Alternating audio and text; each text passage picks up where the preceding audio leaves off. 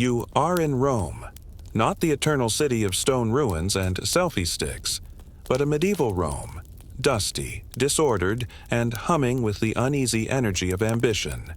It is the early 11th century. The Church, supposedly a bastion of divine stability, is at war with itself. Politics and piety are entangled in a way that no one can fully unravel. And rising quietly through this tangle is a boy named Theophylact, not yet Benedict IX, not yet a pope, just a boy born into a family too powerful for anyone's good. His family, the Tusculani, had long controlled the papacy as though it were a family heirloom. Their hilltop stronghold loomed over the city, symbolic of the influence they held not just over Rome, but over the throne of St. Peter. They were not spiritual reformers or philosophical clerics. They were Roman nobles, wielding gold and swords more often than gospel. And Theophylact, born around the year 1012, was their next investment. There's no poetry in how he became pope, no divine signs, no stirring homilies or ascetic life. He simply inherited it. Likely still a teenager, he was appointed pope in 1032. That's not a typo. He was probably 18, possibly younger, placed on the papal throne like a young prince given a title before he could grow a beard. No training, no years of theological study, just the weight of sainthood, scripture, and Roman politics thrown on his shoulders. And not surprisingly, the shoulders buckled. In the modern mind, a pope is imagined as elderly, serene, and reserved. Benedict IX was not that.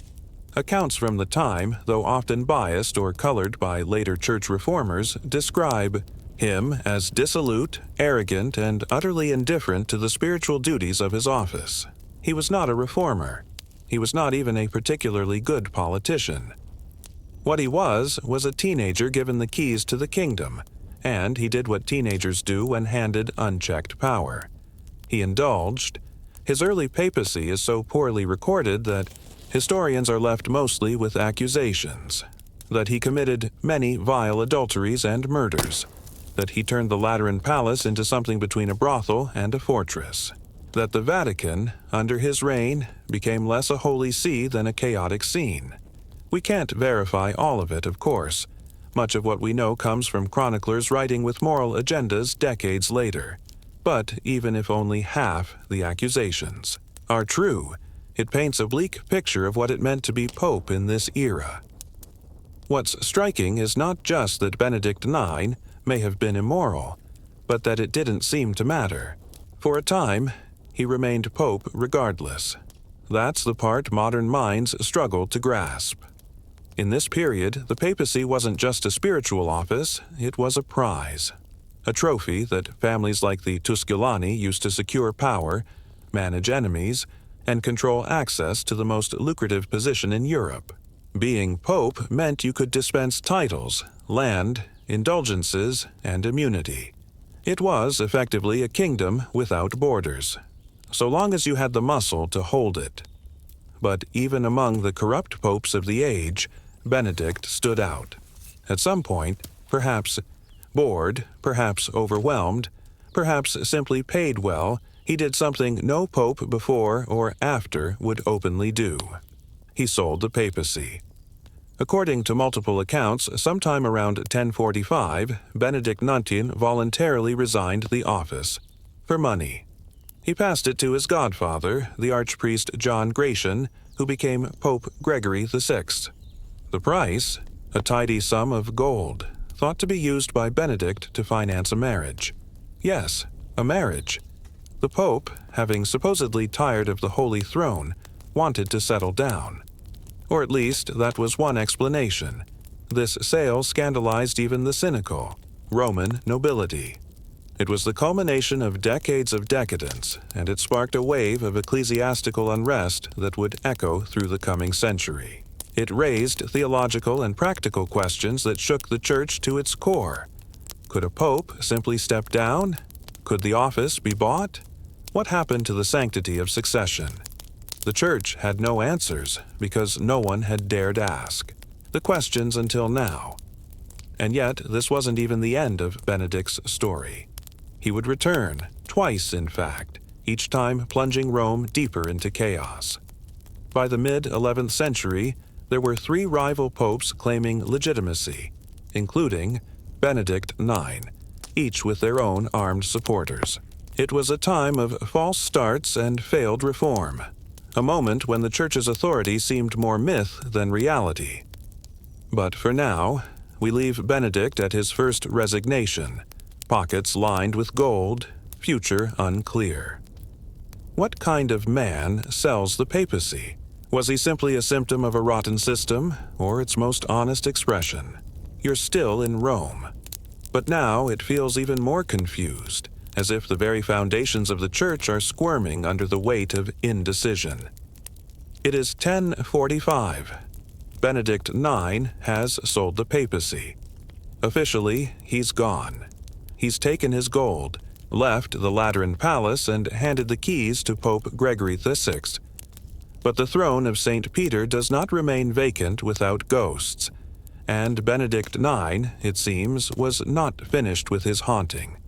This was a time when papal resignation was almost unthinkable. Popes were supposed to die in office, not sell their way out.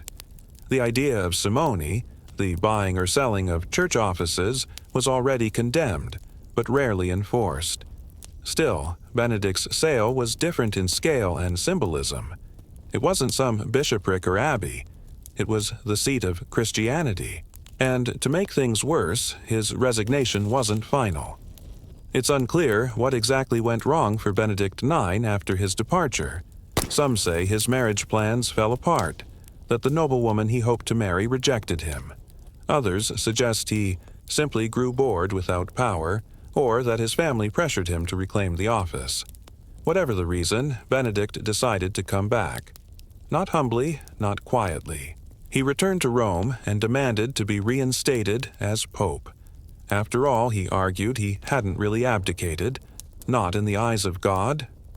But there was a problem, or rather, 2 problems. The first was Pope Gregory VI, the very man who'd bought the title from him. Gregory, a sincere reformer, had taken the job with the intention of cleaning up the chaos, but now found himself under siege from his own godson.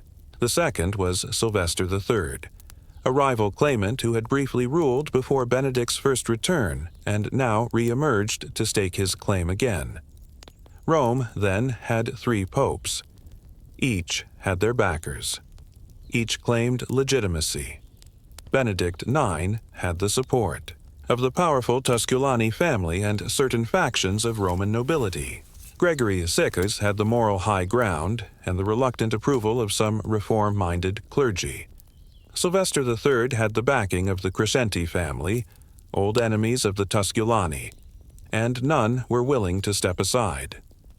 From the outside, the Church looked ridiculous. From the inside, it felt catastrophic. The authority of the papacy was supposed to be absolute, grounded in spiritual succession from St. Peter himself. But now it looked more like a prize being passed around by wealthy families with too much time and too little reverence. Papal.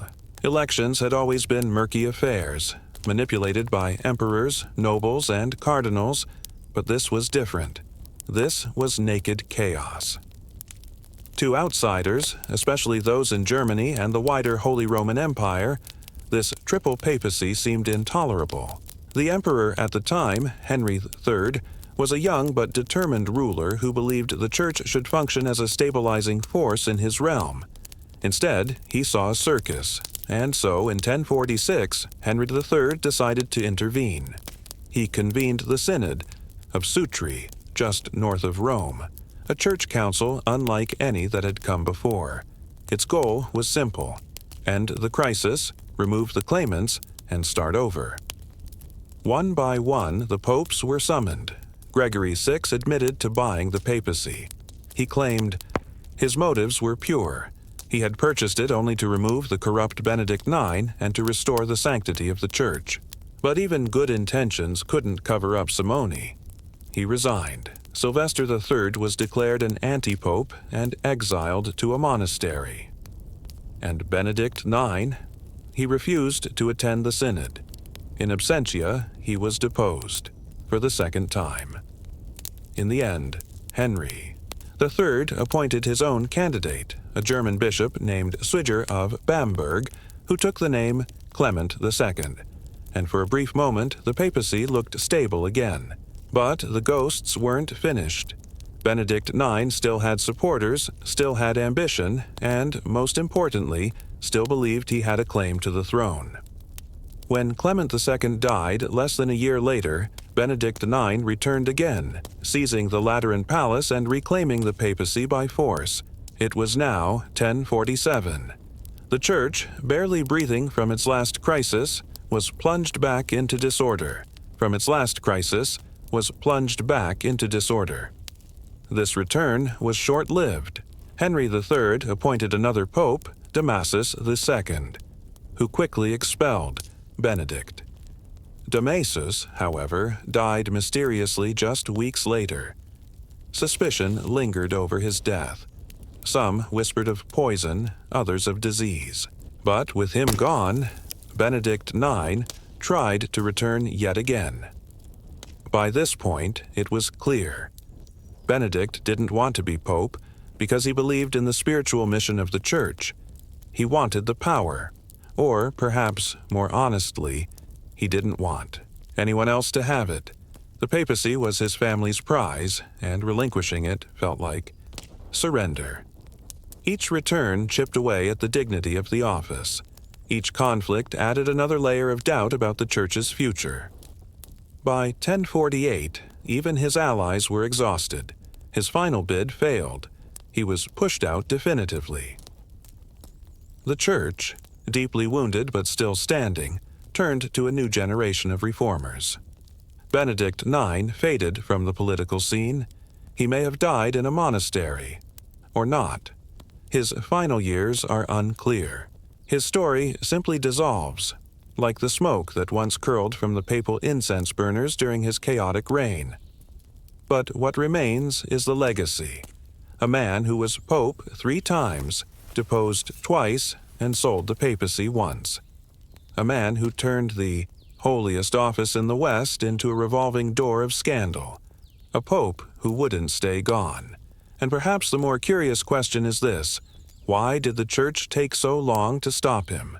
It's quiet now, at least compared to the roaring confusion that was Rome under Benedict IX. The Lateran Palace is no longer a den of competing popes, and the papal chair, briefly passed around like a relic in a street market, sits occupied once more. But what remains in the air is not peace. It's aftermath, the kind that leaves people tired, institutions battered, and trust worn thin. Benedict IX didn't just stain the papacy. He cracked it open, and through that crack came something the Church had long resisted: reform. Not the polite kind with dusty edicts and forgotten councils. This was reform with urgency. Structural, sweeping, and born not from abstract theological debate but from sheer institutional embarrassment. Benedict's reign, and returns and exits and reappearances, made it brutally clear. The system was ecology broken. The papacy could be bought. Power trumped piety. Families treated it like property. And the people, both clerical and lay, were losing faith in an office that no longer resembled its divine calling. So reformers rose, some reluctantly, some furiously. Most emerged from the growing Cluniac movement, a network of monasteries across Europe that emphasized spiritual purity, strict discipline, and independence from secular interference. The monks of Cluny weren't flashy. They weren't political players, but they had something rare in the 11th century Church: credibility, and a vision for what the papacy should be. These reforms wouldn't happen overnight, but the seeds were planted the moment Benedict IX walked away with a sack of gold. His sale of the papacy, arguably the most infamous simoniacal act in Church history, galvanized support for stricter controls on who could become pope, how they were elected, and what kind of life they were expected to lead. It would take another 20 years and several more popes before the reforms truly took shape. But by 1059, under Pope Nicholas II, the papal election process was changed forever. The papal conclave, a system of cardinal electors choosing the next pope, was formally established. No more lay families appointing teenage relatives. No more nobles marching into the palace with gold and swords. At least, not in theory. It wasn't perfect. It never is. Corruption didn't vanish. Influence never really left the shadows of the Vatican. But the chaos of Benedict IX had shown the limits of the old system. Reform was no longer idealism. It was survival. Meanwhile, Benedict himself slipped into obscurity. By 1056, he was dead. Probably. Records suggest he lived his final years quietly, perhaps as a monk, or perhaps just as a noble with no crown. There was no final confession, no dramatic renunciation, just silence. In a way, it was the least dramatic ending to the most dramatic papacy. But the stain of his reign lingered. Church historians wrestled with how to explain him. Was he an aberration? A product of his time? A cautionary tale? Later chroniclers, especially during the Gregorian Reform era, used him as Exhibit A for everything that needed changing. To them, Benedict IX was a lesson. Give the wrong man too much power, and the sacred becomes farcical. And yet, if you pull back from the outrage and the drama, a different image starts to form. Benedict IX wasn't just an immoral pope. He was a mirror. He reflected the world around him. A church entangled in politics, families treating religious titles like landholdings, and a Rome so unstable that legitimacy often came not from sanctity, but from who had the most soldiers. He wasn't worse than his age. He was his age. That's the part that tends to get buried beneath the scandal. Benedict IX wasn't the last bad pope. He wasn't even the worst, depending on your criteria. But he was the one who pushed the system too far, who turned a simmering dysfunction into open crisis, who forced the church to ask, how did we get here? And so perhaps in a backwards way, Benedict IX did serve the church, not by his actions, but by the reaction they provoked. Without his chaos, there might not have been a Cluniac revival. No sweeping Gregorian reforms, no demand for integrity at the highest level of religious power. The church did not collapse. It adapted, slowly, imperfectly, and sometimes unwillingly. But it changed, and what's more curious is this. Would any of those changes have happened had the papacy not been sold? The first stone, planning the impossible. The hill wasn't much to look at. A bald patch of earth, wind-chilled and stubbly with thistles, nestled beside a bend in the river that occasionally flooded and often smelled faintly of fish. But to the Lord, who stood staring at it on a gray morning in 1123, it was the future. His banner would fly here. His authority would radiate from this spot. And eventually, so would his taxes. He wanted a castle. Not the dreamlike fairy tale kind. No gleaming towers or stained glass chapels. What he envisioned was a squat, stone fortress, a message carved in limestone, not just for protection, but for power. The kind of structure that reminded peasants, rivals, and visiting clergy that his domain wasn't just a line on a parchment scroll. It had walls now. But castles weren't magic. They didn't appear overnight. They weren't even the product of a single generation in some cases. The modern mind imagines a king orders it, and craftsmen obediently build it in 2 seasons, perhaps 3. The reality was closer to slow, grinding endurance. 1,000 different people doing 1,000 different tasks in mud, wind, and silence, sometimes over decades, all for a structure that wouldn't be finished until long after the original lord had died. The first step wasn't digging. It was permission. The medieval world was a hierarchy of permissions, and castle building was no exception. Even a local lord needed the approval of a monarch or higher-ranking noble to begin construction, especially if stone was involved. Earthwork and timber castles, motte and baileys, were sometimes slapped together in a hurry, especially during civil unrest. But stone, that required quarried materials, engineers, and, most dangerously, permanence. A stone castle meant a permanent claim to land and power. It could become a liability if loyalties shifted. So the paperwork, such as it existed, began. Letters were sent, messengers rode out, agreements were made at court, in Latin or French or muddled dialects of both. Meanwhile, time passed. Seasons changed. The hill remained bare. When the approval finally came, it didn't come with a blueprint. That, too, had to be arranged. There were no architectural firms in 1123, but there were master masons. These men were part craftsman, part mathematician, part spiritual theorist. A good one could calculate the curve of an arch or the angle of a flying buttress without formal schooling. Most had learned by apprenticing under other master masons.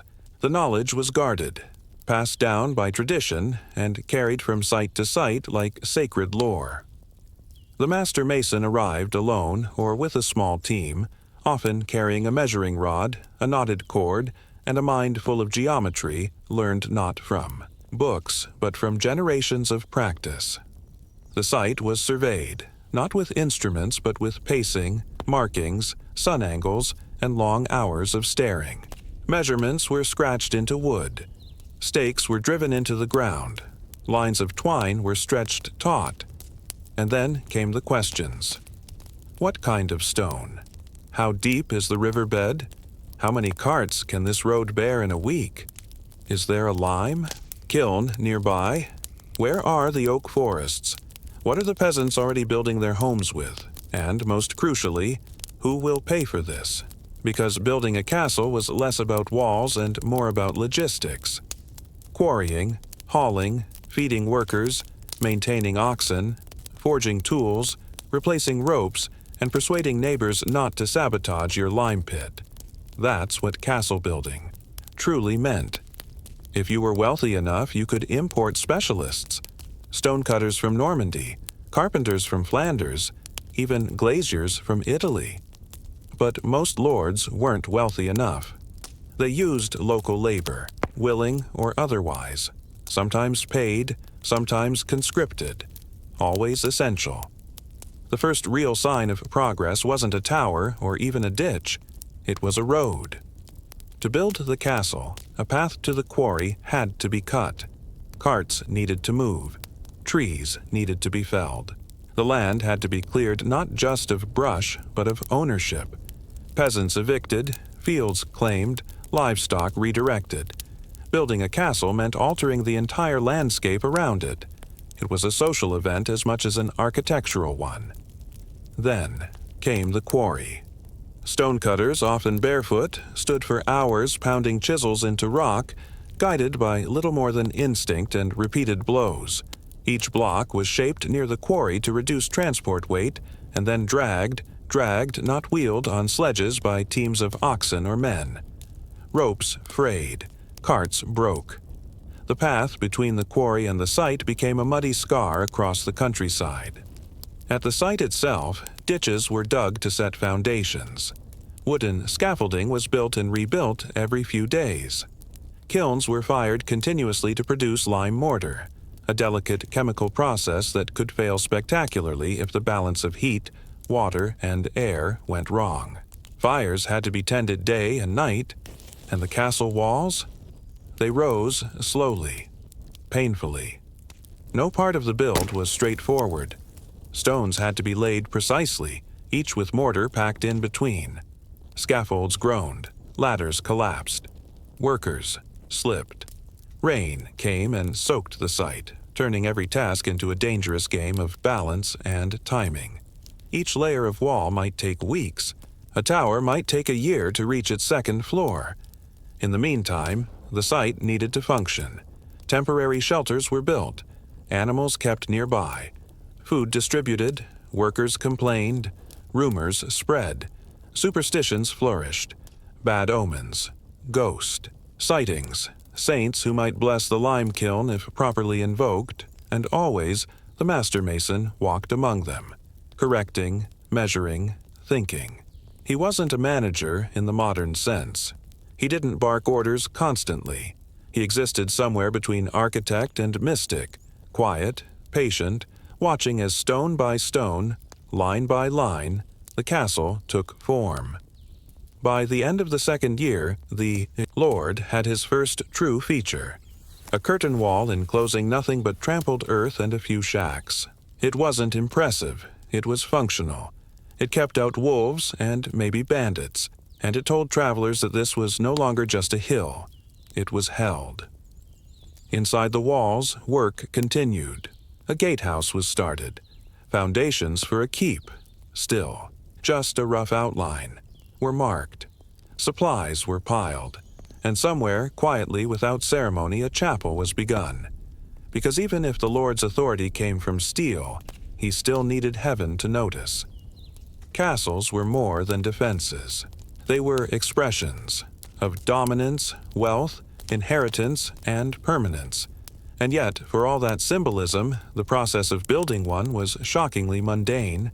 Just rocks, just ropes, just people who had somewhere else they'd rather be. And always, the waiting. Because even in the best of circumstances, even with decent funding, favorable weather, and skilled workers, a stone castle could take 20 years to finish, sometimes 30, sometimes never. So what kept it going? Was it duty, fear, faith, or something else? Something quieter, like the satisfaction of seeing the same wall, slightly taller each time you walked past it? By year 5, the castle had become something more than a construction site. It was a presence, an unfinished silhouette looming over the landscape like a question no one had answered yet. The walls were up to shoulder height in most places. The gatehouse had a roof now, and someone probably under protest had finally dug the latrine trench deep enough, but it still wasn't a castle, not in the sense of defense. There was no keep, yet. No strong central structure to anchor the whole. No arrow slits. No murder holes. Just stone walls that crept upward with the pace of a tired ox, guided by people who often didn't even speak the same language. The village that fed the site had grown around it, haphazard, noisy, and strained. These weren't serfs who had lived here for generations. Many were seasonal workers, masons traveling from job to job, blacksmiths with carts of tools, lime burners chasing wages, and their families who followed behind. Shanties leaned against. Trees. Chickens wandered. Fires crackled all night and the air smelled of sweat, tallow, and ash. The castle needed everything. And needing everything meant needing someone for every task. There were stonecutters who never lifted a finished block but spent every waking hour chiseling edges at the quarry.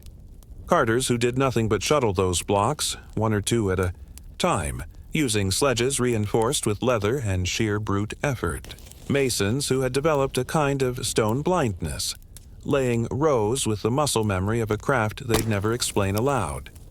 There were boys who hauled water and women who cooked thick, mealy porridge from barley and beans. Dogs trotted through the site. Tools clanked in iron buckets. The castle grew like a crop, slow, steady, dependent on weather and will. And then there were accidents, because it wasn't safe. It never was. A misstep on a scaffold, a rope that frayed and snapped, a wall section that buckled when the mortar hadn't cured. These things didn't make headlines. There were no headlines, just sudden absences. A worker whose name was barely known. A body buried quickly beneath the very foundations he helped raise. Sometimes, if the worker had family, a small prayer was said. Sometimes not. And still the castle rose. Behind the work, behind the noise and movement, was the Lord. Not always present, but present enough. He wasn't laying bricks, but he was laying down rules. Which forest to harvest, how much grain could be spared, whether more men should be conscripted when the first harvest failed. A bad year of crops didn't just mean hunger. It meant no lime, no thatch, no pay for skilled laborers who might vanish. To the next site. Some lords borrowed, others taxed. A few leaned on the church, hoping that promising a chapel and monastery wing might unlock financial favors. It sometimes worked, but building a castle was not just a physical drain. It was economic slow bleed. Towns nearby had to pitch in.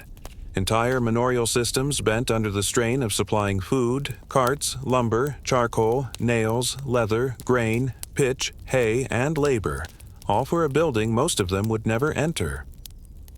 One woman, whose name we'll never know, likely walked 2 hours each week to deliver bundles of wool thread to the workers mending ropes. She might have done this for 20 years. That was her part in the castle. Meanwhile, the keep began to rise. This was the heart of it, the great central tower. It was often the last to be finished and the first to be imagined. Not elegant, not particularly tall at first, but thick. It had to be. These walls would support themselves. No steel beams, no hidden frames, just layered stone and centuries of mathematical muscle memory passed through calloused hands. Stones had to be dressed by hand to match angles that would hold under their own crushing weight. Mortar had to be poured and packed in freezing rain or sweltering sun.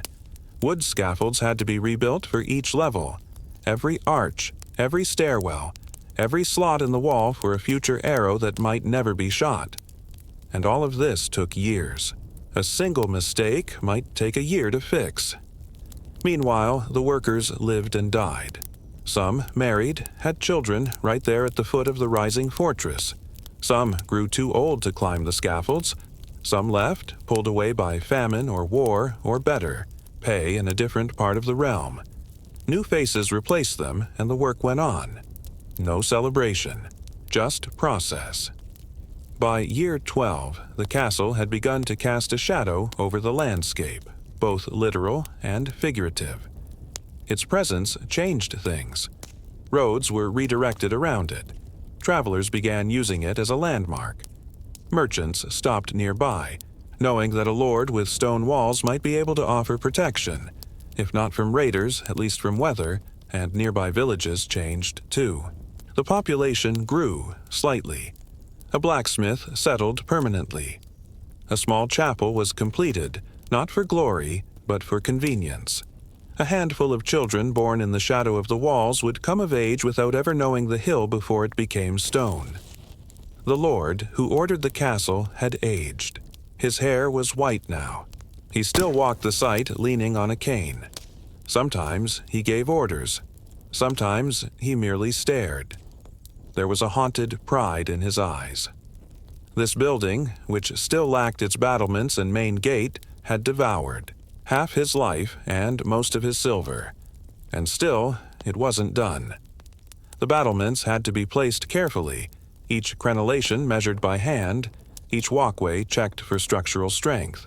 Guard towers were capped one at a time, often with wooden roofs that would rot within a decade. The Great Hall needed wooden beams so large they could only be cut from distant forests and floated downriver on barges guided by men who never saw. The castle's walls. As the site matured, so did its politics. The church now claimed a small plot inside the curtain wall. The steward kept an office on site, overseeing daily shipments. A garrison of 5 or 6 men, scarcely an army, slept. In the gatehouse and 8 near the kiln, guarding against thieves, not enemies. It didn't matter. The castle looked complete to those who passed by. But inside, there were still missing doors, unfinished arches, a well that had never quite reached water, rooms without glass, walls still unplastered. Nothing about it was swift or elegant. It was a structure of almosts, almost secure, almost finished, almost grand. And as the years passed, the world around it changed. changed. The king who granted the original charter had died. A new monarch sat the throne. Wars had started and ended. Whole villages had risen and vanished from the maps. A generation had come and gone. But the castle remained, still unfinished, still growing. Was it worth it? The year the castle was finally declared finished. No one could quite agree on what that meant. There was no grand ceremony. No ribbon was cut. No horn blasts echoed from the towers. The Lord, older now, bent and half-blind, simply walked its grounds one spring morning, and didn't issue a new order. No new scaffold was built that week. No shipment was ordered. The lime kilns went cold for the first time in over 20 years. And so, after decades of motion, the castle stood still. It was tall, to be sure. Its curtain, walls wrapped like stone arms around a central yard, enclosing grain stores, a deep well, wooden sheds, a forge, and the long, narrow keep, monolithic and scarred with age already, like it had risen out of the rock instead of being coaxed there. The gatehouse had 2 towers. The drawbridge worked, though stiffly. The great hall could finally host a meal without a breeze sneaking through unfinished walls. But even then, the castle wasn't perfect. There were patches in the mortar from repairs made too soon. One corner of the tower leaned ever so slightly, evidence of a miscalculated foundation. And not a single room inside had the luxury of glass windows, just oiled parchment stretched across narrow slits, letting in more cold than light. Yet it was a castle. And more importantly, it was done. Or, at least, done enough. The villagers who had watched it rise were no longer the same people. Some had been children when the first trench was dug. Now they carried their own children on their shoulders, pointing to the battlements like they were speaking of old gods. The castle had shaped their lives. Its need for labor, food, cart paths, and firewood had created rhythms that would continue long after the last stone was placed. The workers who built it, for the most part, were gone. Some had moved on to other projects. Others were buried beneath the structure, perhaps not intentionally, lost in accidents or simply laid to rest close to their life's work. Their names were forgotten, but their work remained. Each block of sandstone in the wall carried the mark of their tools, subtle grooves and uneven cuts that no restoration could erase. And the Lord, he did not live to see the castle for long. A few winters later, he died quietly in his sleep inside the very keep he had once described on parchment. His son inherited the structure. He promptly added a stable. That was how castles were born. Not from war, but from where? No one fought a great battle here. Not yet. There were no epic sieges. No legendary kings walked its halls. It had been built not for glory, but for preparedness, for the day when danger might come. But danger, it seemed, was busy elsewhere. Instead, the castle settled into a different role. It became a symbol, not of war or conquest, but of endurance. It hosted market days. It offered shelter during storms. It watched over a parish church built in its shadow. A handful of retainers lived inside: guards, scribes, the steward, and his family. They managed grain taxes, oversaw disputes, and tried to keep the roof from leaking during spring rains. Occasionally, messengers arrived with orders from the royal court, but most of the time the castle simply existed, soaking up time, weathering into the hillside like an old tooth in the landscape, covered in moss, softened by lichen, and utterly unmoved. And then came the war. It wasn't a grand invasion or a famous rebellion, just one of the many low-simmering conflicts that defined medieval life. A border dispute, a noble's grudge, an uprising that went further than expected. Suddenly, the castle had a purpose again. Troops were garrisoned inside. Not many, just enough to double the usual guards and fill the courtyard with horses and firewood. A smith was brought in to repair old arms. The drawbridge was raised for the first time in memory. The portcullis lowered. A lookout was stationed at the tallest tower, and they waited. Nothing happened. The battle never reached them. After a month, the soldiers left. But the castle had proven something to those who lived in its shadow, that it could be useful, that decades of labor, sacrifice, broken backs, and bent iron had produced something more than a ruin or a dream. They had created a defense, even if that defense had never needed to be tested. In time, castles like this would fall out of use. Cannon fire would render curtain walls obsolete. Centralized monarchies would make local lords less important. The feudal world would splinter, fade, or modernize. But for centuries, people lived in the shadow of stone walls that had taken decades to raise. They fetched water from wells inside keeps. They married in chapels pressed against battlements. They traded grain beneath parapets built by hands long turned to dust. Even centuries later, when tourists would visit ruins and historians would speculate about battles never fought, those places were not dead. They had simply aged into stillness. And the great irony? Many castles were only completed after they had already become outdated. The very moment a lord stood in his finished keep, proud and weary, was often the moment his castle began its slow decline into irrelevance. Was it worth it? The economics of staying alive. In the ancient world, before coins rattled in leather purses and banks were anything more than glorified storerooms, people still needed to get things done. Build temples, feed armies, dig canals, and, somehow, make sure the baker would part with his bread. But without credit cards, currency apps, or even a universally agreed-upon coin, ancient economies had to function on a far more precarious, oddly human system: trust, proximity, and improvisation. Let's begin where much of economic history does, in Mesopotamia, around 2500 BCE. This was not a place of sleek silver coins or banknotes, but of grain silos, temple accounts, and baked clay tablets. Currency, in the way we now understand it, barely existed. Instead, the economy functioned more like a tightly organized system of reciprocal obligation, structured around the temple, the palace, and the land. If you were a barley farmer, and many were, your taxes were paid in kind. That meant grain, goats, and labor, not coin.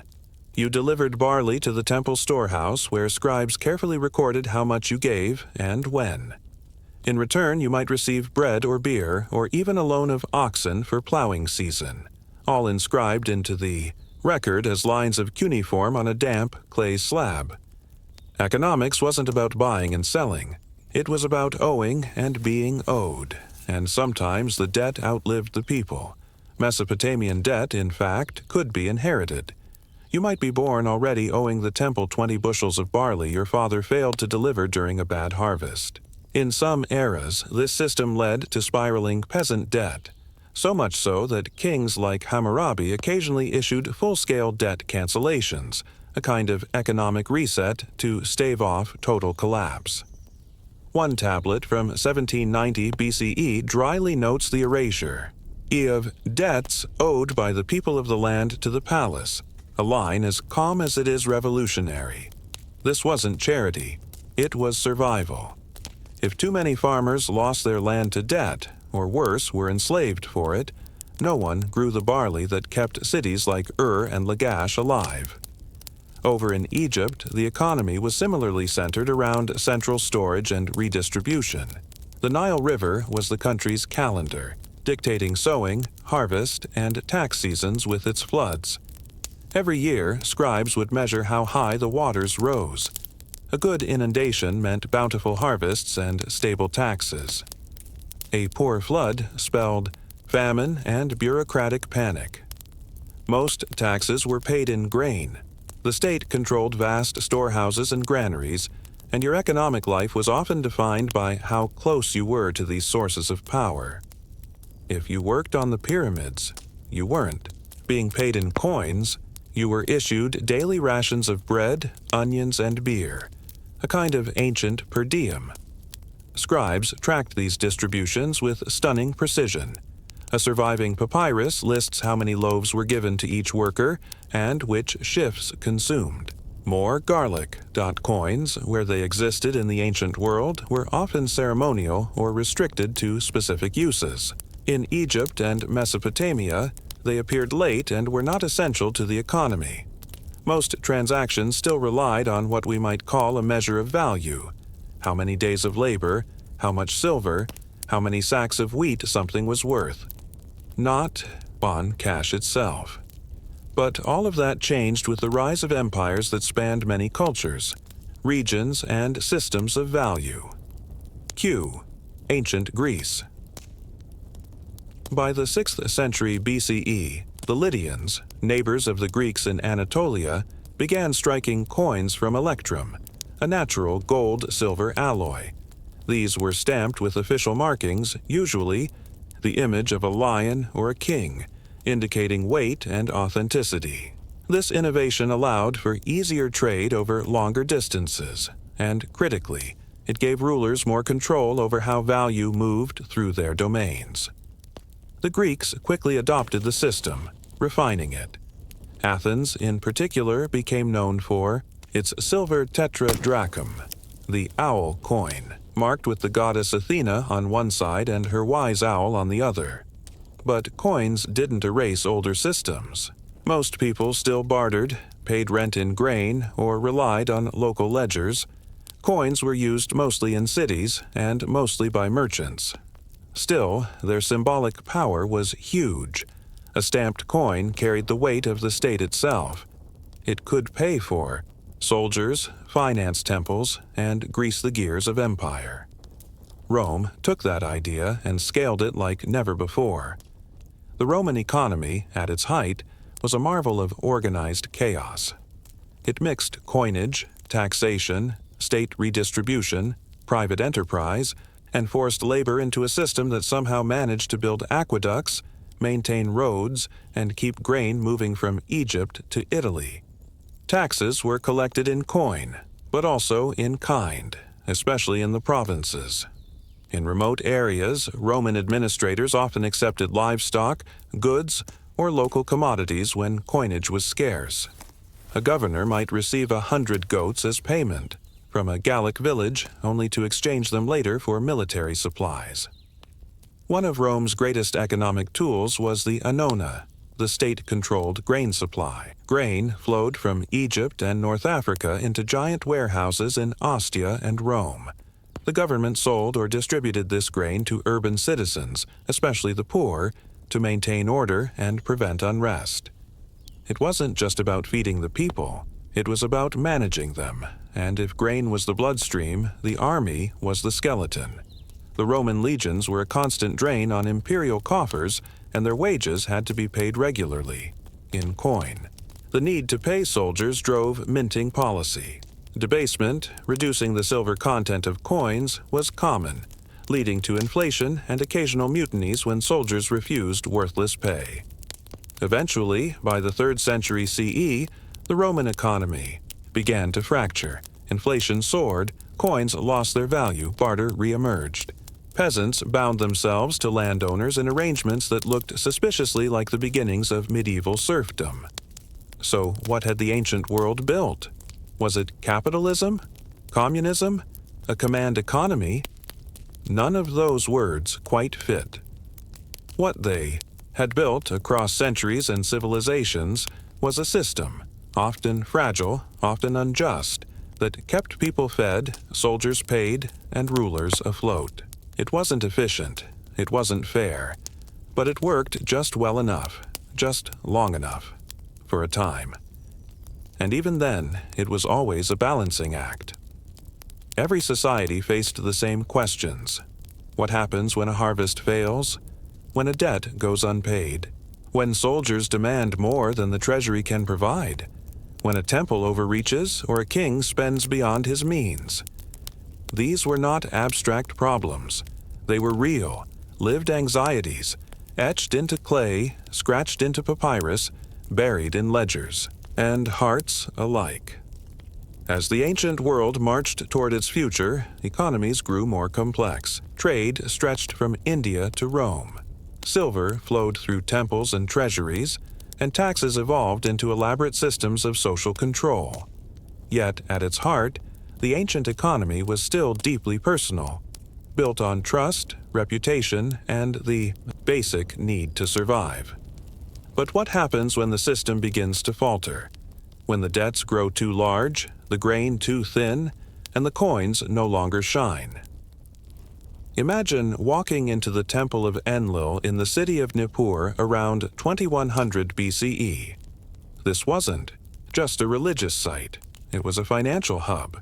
There were no bells or choirs or stained glass windows, but there were scribes hunched over clay tablets, shelves of grain tokens, ox ledgers, and loan agreements written in cuneiform. The temple, sacred and silent, was also a bank. In the ancient world, the sacred and the economic were inseparable. To owe money was to owe the gods, or the state, which often claimed divine authority. And temples, with their towering presence and administrative reach, served as both literal houses of worship and central banks of civilization. Across Mesopotamia, Egypt, and the early Mediterranean, temples were some of the only institutions, stable enough to handle large-scale record-keeping, resource redistribution, and long-term lending. They controlled land, managed labor, stored grain, and facilitated the earliest loans, sometimes with interest, sometimes not. The terms could be generous or harsh, depending on the era and the deity in charge. A loan to a temple could mean survival for a farmer during a bad season, but if the next season failed too, that same loan might cost him his freedom. By the time of the Code of Hammurabi, circa 1750 BCE, debt law was already complex. The code set maximum interest rates, 33% for grain, 20% for silver. It outlined terms of default, forced labor, and inheritance. It also acknowledged the cyclical nature of ruin. Many laws limited how long a man could be forced to work off a debt, 3 years, or allowed the king to cancel all outstanding obligations in crisis years. This wasn't generosity. It was stability. Without periodic relief, a debt economy built on subsistence agriculture would collapse. If everyone owed more than they could pay, society would eventually grind to a halt under the weight of its own accounting. Debt was never just about money. Take ancient Egypt. Pharaohs did not demand coin. They demanded loyalty, labor, and grain, especially during lean years. Taxes were calculated based on the Nile flood, the estimated harvest, and the expected duty of your village. Tax collection was often brutal. If your harvest failed, the scribes might still take what they believed you owed, leaving you to starve or flee. Some fled south into Nubia. Others took refuge in temples, where the laws of sanctuary occasionally protected the desperate from tax collectors. In this sense, religion offered not just spiritual shelter, but fiscal sanctuary, a concept that would echo centuries later in Christian Europe. By the first millennium BCE, the economy had grown more sophisticated. In Phoenician port cities like Tyre and Sidon, merchant families developed early credit systems to facilitate long-distance trade. Rather than hauling sacks of silver or grain, they carried promissory notes, letters of credit, backed by personal reputation. Ships sailed from one port to another bearing goods and IOUs, all underwritten by networks of trust and threat. This was the economy without a stable state to manage it. When coins weren't enough, or simply unavailable, people resorted to personal networks. A merchant might finance a shipment of cedar wood to Egypt using borrowed silver from a cousin in Carthage, all hedged against the promise of a future shipment of tin from Anatolia. And yet, coins were spreading. By the time Alexander the Great marched across Asia, silver tetradrachms followed behind him. The Greek world, and later the Hellenistic kingdoms, minted coins with increasing regularity. Some featured gods, others monarchs, but all symbolized a promise that this stamped piece of metal had value and that others would accept it. But what was a coin really? At its core, it was a symbol of trust in the metal, the state, and the system behind it. The face of a king or a goddess wasn't decoration, it was a political message. When Alexander stamped his coins with Heracles and Zeus, it wasn't just about religion. It was about legacy, legitimacy, and control. Coins allowed taxes to be centralized, armies to be professionalized, and empires to expand with unprecedented coordination. They also introduced new forms of debt. Take Rome. In the early Republic, Rome used bronze ingots for trade, AES rude. Later, they adopted silver coinage, largely modeled after Greek systems. By the imperial period, the economy was heavily monetized, and taxation in coin was mandatory. This posed a problem. Peasants who produced grain, not silver, suddenly needed to buy currency to pay their taxes. Thus was born a second economy, one in which peasants sold goods at markets just to acquire enough denarii to stay compliant. Markets became necessary, not for luxury or convenience, but for survival. Rome's taxation system was elaborate. Provincial taxes were often collected by publicani, private tax farmers who paid the state in advance for the right to extract taxes from a region. It was a system rife with abuse. If a tax farmer miscalculated or overextended, he could ruin entire towns just to break even. Jesus of Nazareth, born into this world of Roman taxation, made frequent mention of moneylenders and tax collectors, not as abstractions, but as daily reminders of the economic pressure ordinary people faced. Temples in the Roman world continued to hold wealth. The Temple of Artemis at Ephesus, one of the 7 wonders of the ancient world, also served as a financial center. Pilgrims came to worship and to deposit valuables in its vaults. But under imperial Rome, temples began to lose their financial dominance. The state now minted the coins, controlled the treasuries, and paid the armies. Religion slowly ceded its monopoly on money. Then came collapse. By the 3rd century CE, the Roman economy was overextended. Coinage was increasingly debased, less silver, more bronze. Inflation spiraled. Soldiers demanded higher pay. Local economies returned to barter. Entire towns vanished from trade routes, too poor to attract merchants, too taxed to rebuild. Desperation. Emperor Diocletian issued the edict on maximum prices in 301 CE, a sweeping attempt to fix the cost of everything, from wheat to donkeys to legal fees. It failed predictably. The market ignored it. But the message was clear. The empire was in crisis, and its leaders no longer trusted the economy to right itself. What followed was a gradual retreat into a more feudal model. Wealth became land-based again. Coinage mattered less. Labor was bound to estates. The medieval economy, rooted in obligation, hierarchy, and in-kind payments, began to emerge from the ashes of imperial complexity. But even in the final days of Rome, and into the fragmented centuries that followed, one truth remained constant. People needed to trade, to owe, to balance books and barrels. Economics never disappeared. It just changed its clothes. So we must ask, how did ordinary people, farmers, traders, scribes, navigate these shifts? When the rules changed, who adapted and who vanished into the margins of forgotten ledgers, and when trust collapsed, when coins failed and temples crumbled, what replaced it? Let's begin not in a grand palace or bustling market, but in a quiet, cracked field somewhere in Anatolia, around the year 1100 BCE. A farmer kneels in the dry soil. He's planting barley, but he knows the debt on his land is due soon. The scribes won't care if the rain hasn't come. If he can't pay with grain, he may pay with his son's labor, or his own. He glances at the road, hoping the tax collector. He is delayed. This quiet scene, mundane, even invisible in the grand annals of history, was the pulse of ancient economic survival.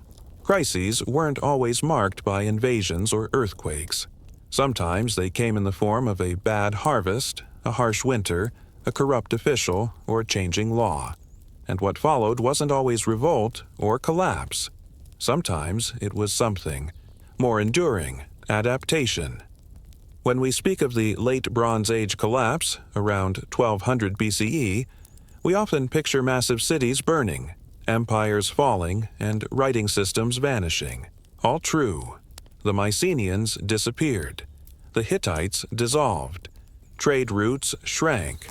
But beneath the rubble, ordinary people kept surviving. And in the ruins of large bureaucracies, small, informal economies bloomed. These were the economies of necessity. Barter returned. Skills, once a supplement to wealth, became primary currency. A potter could trade for food.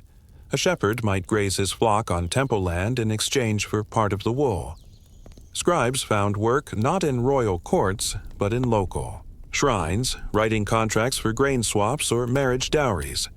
These patchwork systems weren't glamorous, but they worked, especially for those too poor or too peripheral to be involved in coin economies in the first place.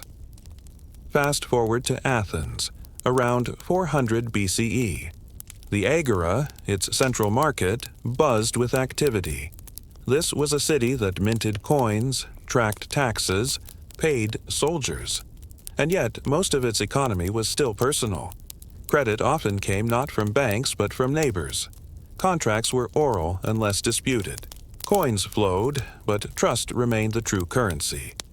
We find court cases from Athens that reveal not just financial disputes, but the quiet negotiations that made daily life possible. He borrowed 3 drachmas and promised to repay it after the festival. She stored her grain with me and claimed I took too much. These aren't stories of empire. They're snapshots of survival, improvisation, and local trust. In the broader ancient world, many economies operated on layers. There was the official economy, coin, tax, law, and then there was the shadow economy, gifts, favors, obligation, sanctuary. Take the ancient Hebrew concept of the Jubilee, as described in Leviticus. Every 50 years, debts were to be canceled, slaves freed, and land returned. Whether this ever occurred in full is debated, but the ideal mattered. It reflected a deep understanding that economic inequality, left unchecked, would tear a society apart. Even the divine had to intervene, at least on paper. In India's Maurya Empire, circa 320–185 BCE, the Arthashastra, a manual of statecraft, described an economy built on surveillance, taxation, and regulation. But it also acknowledged the realities of famine, fraud, and rural scarcity. Villages were encouraged to stockpile grain, diversify labor, and create internal systems of support. The ideal economy was stable, but also flexible. China, under the Han Dynasty, 206 BCE, 220 CE, offers another lesson in resilience. When the state's monopoly on salt and iron faltered, private merchants filled the gap. When taxes burdened peasants, some banded together to form collective farming units. Others fled to frontier lands to escape the state altogether, forming self-sufficient micro-communities. These weren't economic revolutions. They were quiet acts of economic escape. In times of crisis, creativity blooms. After the fall of Rome, when trade networks shriveled and currency lost its value, medieval. Peasants across Europe turned to the manorial system. This wasn't a return to barter so much as a restructuring of obligation. A peasant might owe a certain number of workdays to a lord, who in return provided protection, tools, or land. These weren't contracts in the modern sense, but they were economic agreements, forged through necessity. Sometimes history remembers these shifts as decline. but from another angle. They're stories of endurance. Systems fail. People adapt. Even in the most urban, money-driven ancient cities, there were always those who lived on the margins. Slaves, itinerant workers, migrants, who survived through informal networks. They shared rooms, pooled resources, and moved. When things got too hard, their names rarely survive, but they shaped history too. In fact, many of the tools we use today to survive economic pressure have ancient roots. Microloans trace back to informal temple lending. Credit scores echo the trust-based economies of Phoenician traders. Bankruptcy laws, sometimes punitive, sometimes merciful, have their ancestors in Babylon and Rome. Mutual aid societies, so vital in times of war or economic collapse, have parallels in the rural cooperatives of early China and India. It's easy to imagine that ancient economies were primitive or simplistic, but the truth is far messier and more relatable. They were complex, overlapping systems of survival, shaped by droughts, rulers, wars, and whims of nature, and through it all, ordinary people made it work. So next time you wonder how ancient people lived without banks, credit cards, or stable currency, remember this: they didn't live without those things. They found alternatives, and often those alternatives worked better than we might think. Because at its core, economics isn't about markets or graphs. It's about people trying to stay alive, stay stable, and build something that lasts, even if only for a season. And maybe that's the final question we're left with. In a world that keeps changing its rules, what makes a system resilient? Is it law, coin, leadership, or something far simpler, like trust and the willingness to adapt when things fall apart? Diagnosing the divine when gods were doctors and symptoms were sins. Picture this: you're lying on a stone slab in the middle of a temple. The air is heavy with incense. You're not in a hospital. There are no physicians, no charts, no sterile instruments. Instead, there are priests, chants, and sacred serpents carved into the walls. You are in the healing sanctuary of Asclepius, the Greek god of medicine, and if you're lucky, he'll visit you in your dreams tonight and tell you what's wrong with you. This was medicine, long before microscopes and clinical trials. For much of human history, health wasn't a matter of biology. It was a matter of the gods, the stars, or your own moral failings. And what followed were treatments as bizarre as they were imaginative. Spells to cure toothaches, potions made from crushed beetles, and enemas prescribed by oracles. Let's begin with ancient Mesopotamia, the cradle of civilization and arguably the birthplace of medicine. Around 3000 BCE, Sumerian healers recorded diagnoses on clay tablets, but their understanding of disease was inseparable from the divine. Illness was a punishment. A fever? You angered a god. A cough? Perhaps a spirit had taken up residence in your lungs. These weren't metaphors. They were practical explanations. If health came from the gods, then healing must come through rituals, offerings, or divine intercession. Temples often doubled as early hospitals. A priest-physician might consult omens, examine your dreams, or perform a sacrifice to identify the cause of your affliction. Did your liver swell? Did your cow give birth to a calf with 2 heads? That was diagnostic data, and if you survived the diagnosis, the treatments could be even stranger. Assyrian texts from around 1200 BCE describe a remedy for epilepsy involving the ingestion of a crushed bat. For toothaches, recite a spell about the tooth worm while applying mashed herbs to your gums. The tooth worm, they believed, was a real creature, wiggling inside your molars, gnawing at your nerves. Even in Egypt, where medicine was more advanced, the line between science and superstition blurred constantly. Egyptian physicians, many, of whom were also priests, wrote detailed surgical texts like the Edwin Smith Papyrus. They could diagnose wounds, set broken bones, and even drain abscesses. But they also prescribed remedies involving crocodile dung, incantations to Horus, and the application of amulets to the patient's chest. The medical texts themselves were often careful to hedge their bets. A prescription might begin with a specific measurement of herbs, followed by, if this fails, say this spell, and then a prayer to a deity. It wasn't just about the body, it was about the balance between the spiritual and physical worlds, between healing and belief.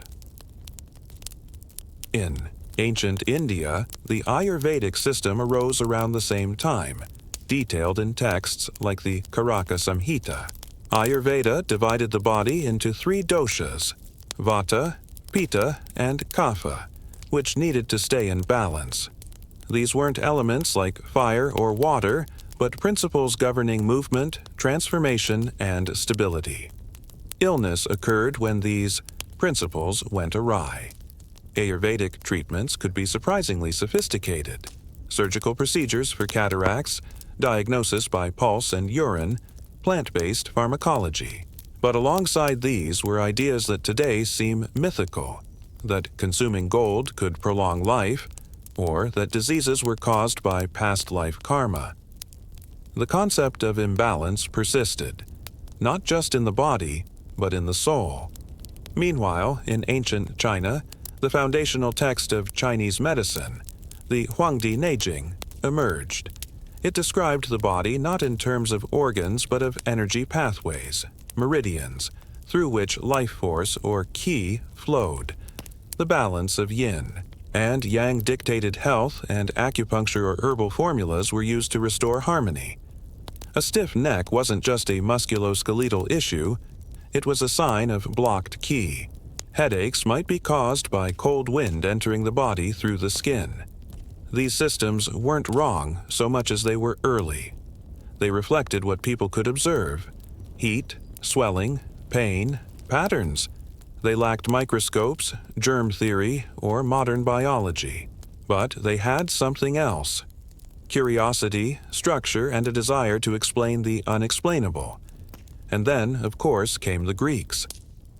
Hippocrates, often called the father of medicine, lived around the 5th century BCE. He tried to move medicine away from religion and toward reason. His famous oath, still referenced today, wasn't about pleasing the gods. It was about doing no harm. He introduced the theory of the 4 humors: blood, phlegm, black bile, and yellow bile. Health was a matter of keeping them in balance. Disease came from excess or deficiency. The idea stuck. For nearly 1,500 years, Western medicine would revolve around humoral theory. Doctors bled patients to reduce excess blood. Fevers were treated with cool foods to restore balance. Moods were explained as humoral expressions: melancholia from black bile, or rage from yellow. This idea of bodily balance mirrored similar medical systems around the world. Though the humors weren't real, the concept of equilibrium was a shared human idea spanning continents. Whether it was qi, doshas, humors, or divine favor, good health was something to be kept in order. Of course, there were skeptics. The Roman writer Celsus warned that some doctors made more money through mystique than through results. The satirist Lucian wrote of a man who claimed to cure all ailments with a single herb, but refused to treat patients unless they paid him in advance.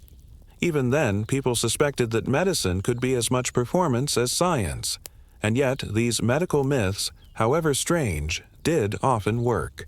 Not because the spells or herbs had inherent power, but because belief matters. Placebo is not a modern invention. The body, especially when given hope or ritual, can rally in remarkable ways. As you lie back now, listening to these ancient prescriptions and curious cures, consider this.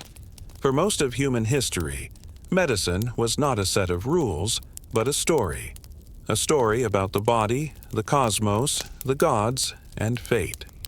Illness was a message. Healing was a negotiation. and doctors, whether priests or philosophers, were storytellers as much as scientists. But what happens when these stories go wrong? What about the dangers, when a myth becomes a menace?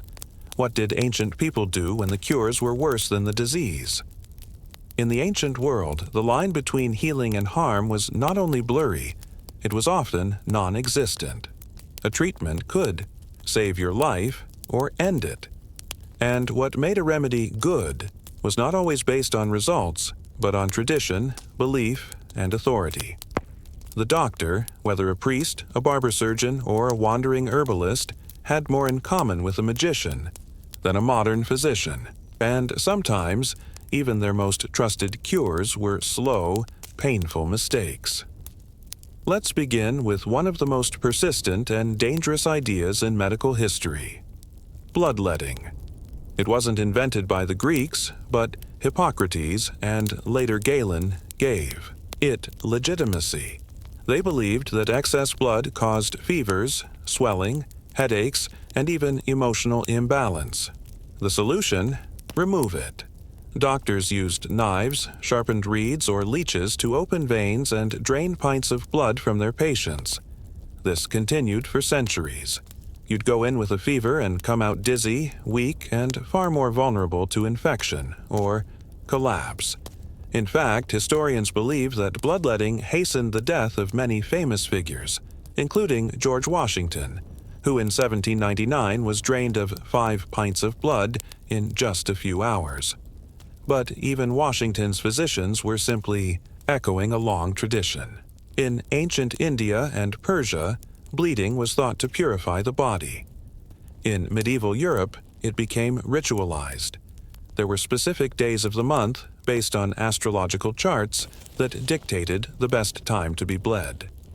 Diagrams known as bleeding. Charts guided the cuts, temples for headaches, wrists for melancholy, ankles for swelling.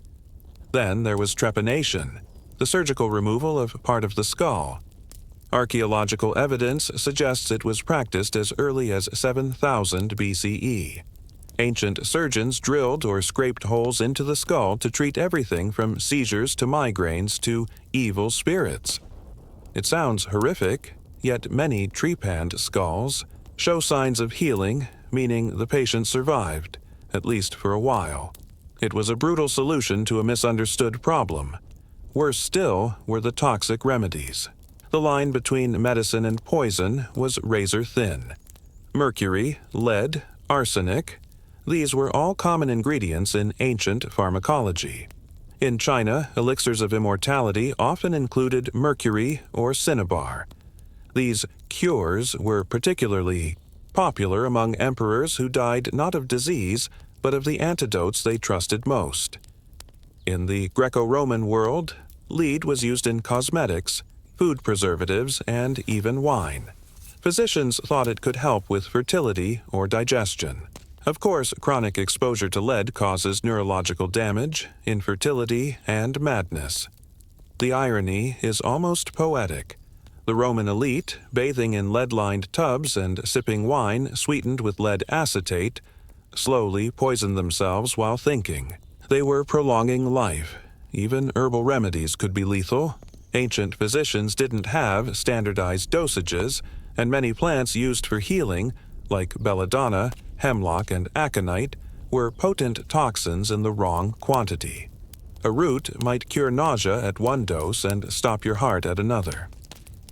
Medical texts often offered vague instructions.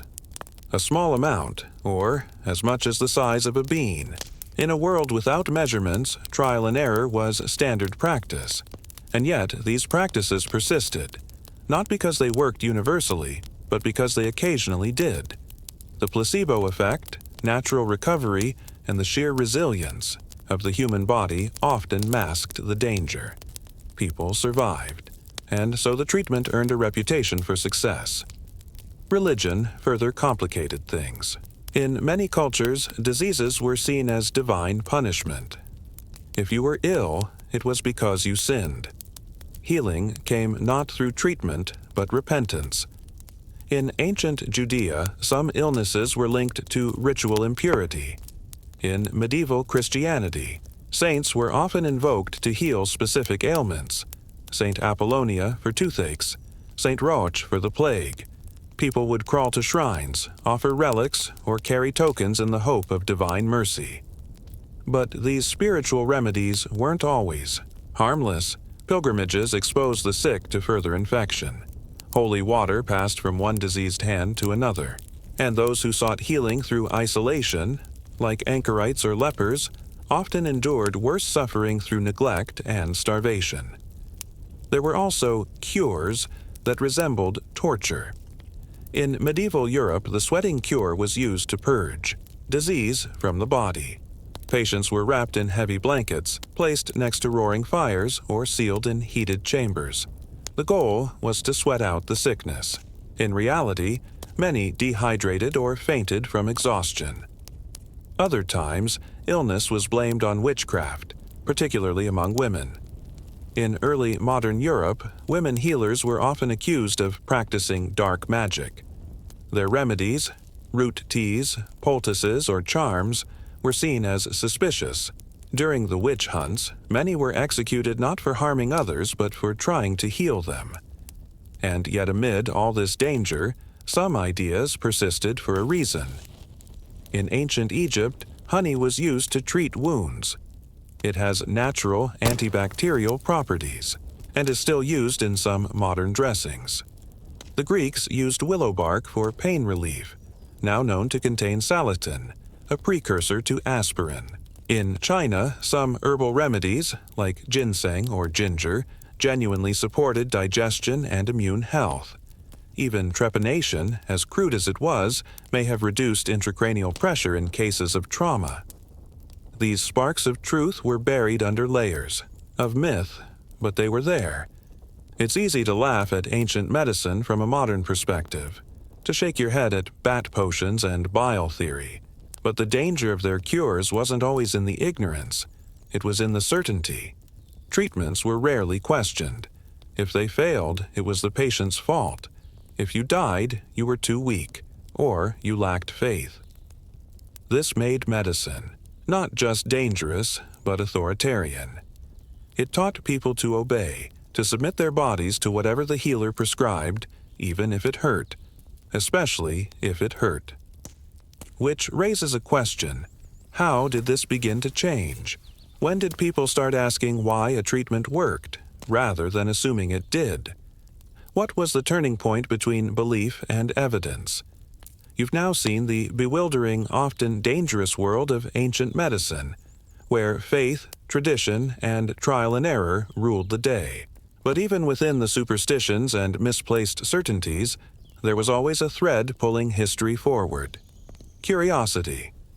Somewhere between rituals and remedies, a few people began to ask better questions. Not, what did the gods intend? Or, which humors are out of balance? But, why does this treatment work? And what if it doesn't? The evolution of medicine didn't come all at once.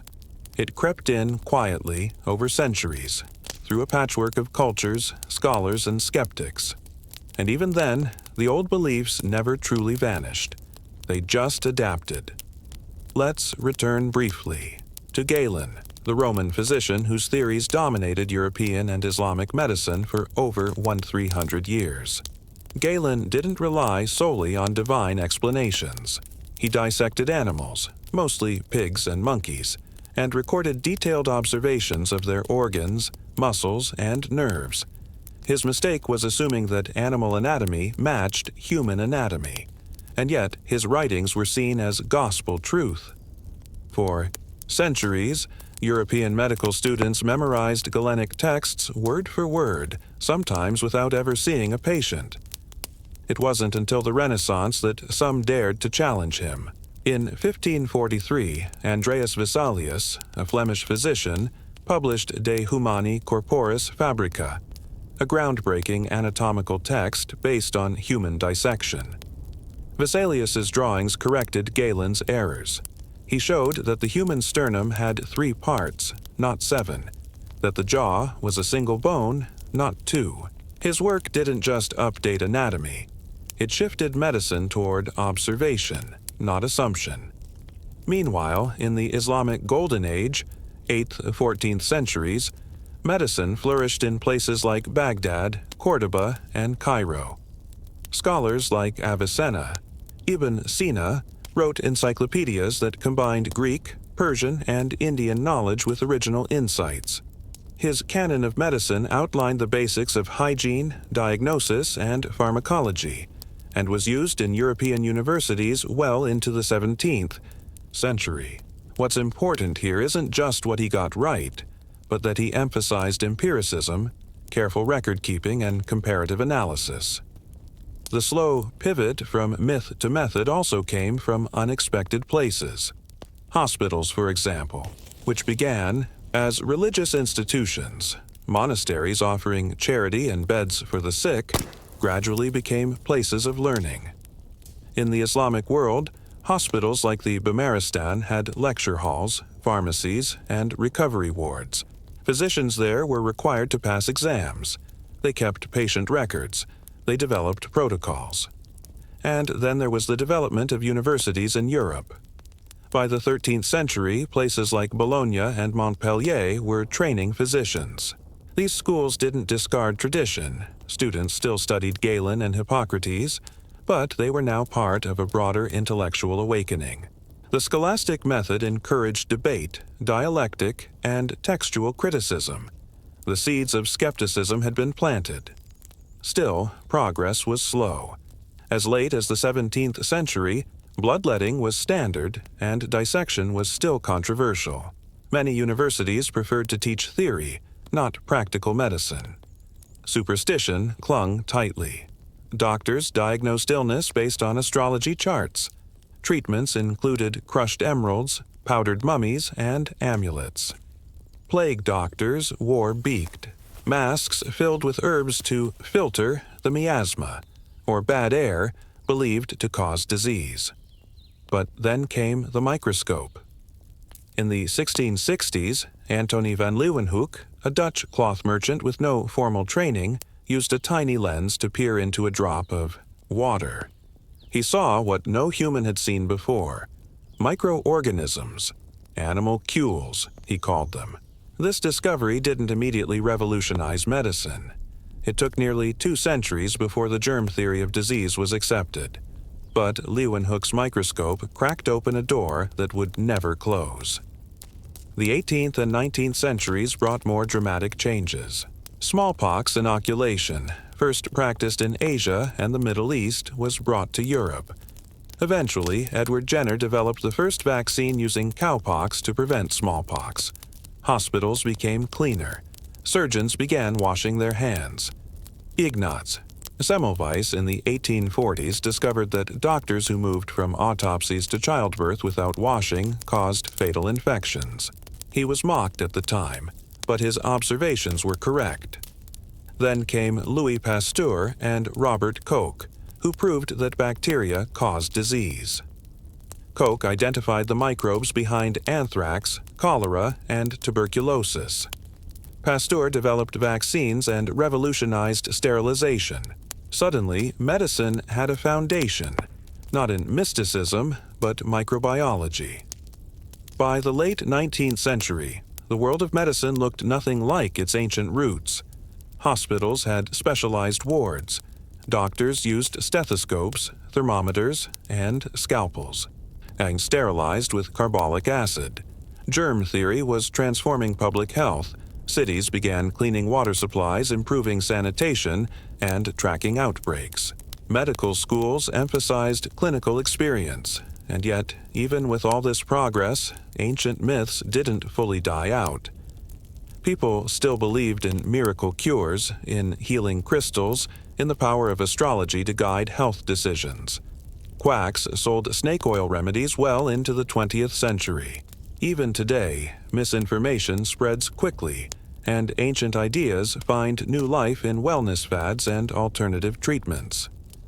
The long arc of medical history isn't a clean break from the past. It's more like a spiral, old ideas returning in new forms, science and superstition dancing in and out of focus. What we consider medical truth is always evolving, always vulnerable to human error, ego, and hope. Still, the shift from myth to method was real and hard-won.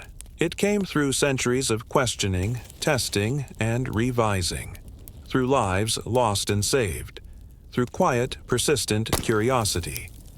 So the next time you take a pill or get a vaccine or walk into a clean hospital room, remember, not long ago, you might have been treated with leeches or purged with herbs or bled until you fainted, and you would have thanked your doctor for it. We now live in a world shaped by evidence. But how long will it last, and what forgotten belief from today might future generations find just as absurd? Pilgrims, priests, and the quiet promise of healing. You arrive at dawn after days of travel on foot or by cart, worn from the journey but quietly hopeful. Ahead of you rises a gentle slope of hills wrapped in olive trees, the light picking out the stone outlines of an ancient complex spread like a mosaic across the landscape. This is Epidaurus, sanctuary of Asclepios, god of healing, where, for centuries, people from all across the Greek world came in search of relief from pain, illness, and the inscrutable workings of the human body. There are no flashing signs here, no hospital wards or diagnosis forms.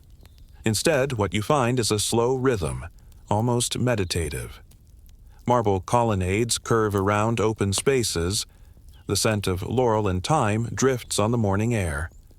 Low prayers rise from patients and priests alike. You're in a space built for the long unraveling of suffering, where healing is understood not as an emergency, but as a sacred unfolding. The sanctuary of Asclepios, located in the northeastern Peloponnese, wasn't just one temple. It was a sprawling complex of ritual, religion, and rudimentary medical practice. At its heart was the abaton, a long stoa or dormitory where the sick would sleep and await divine dreams. But surrounding it were gymnasiums, baths, temples, and even a theater. It wasn't a clinic, it was a destination. As you wander, it becomes clear that this place wasn't meant just to cure bodies. It was designed to soothe minds. Healing here was both performative and participatory. You, the sufferer, were also a believer, an actor, in a spiritual drama that had played out for generations. And though the gods no longer walk these colonnades, their presence lingers in the meticulous design, the rituals, the careful blending of architecture and belief. But who was Asclepios? In myth, Asclepios was the son of Apollo and the mortal woman Coronis. Trained by the centaur Chiron in the art of medicine, Asclepios became so skilled that he was said to raise the dead. This naturally upset Hades, lord of the underworld, who complained to Zeus. In response, Zeus struck Asclepios down with a thunderbolt for disrupting the natural order. But that wasn't the end.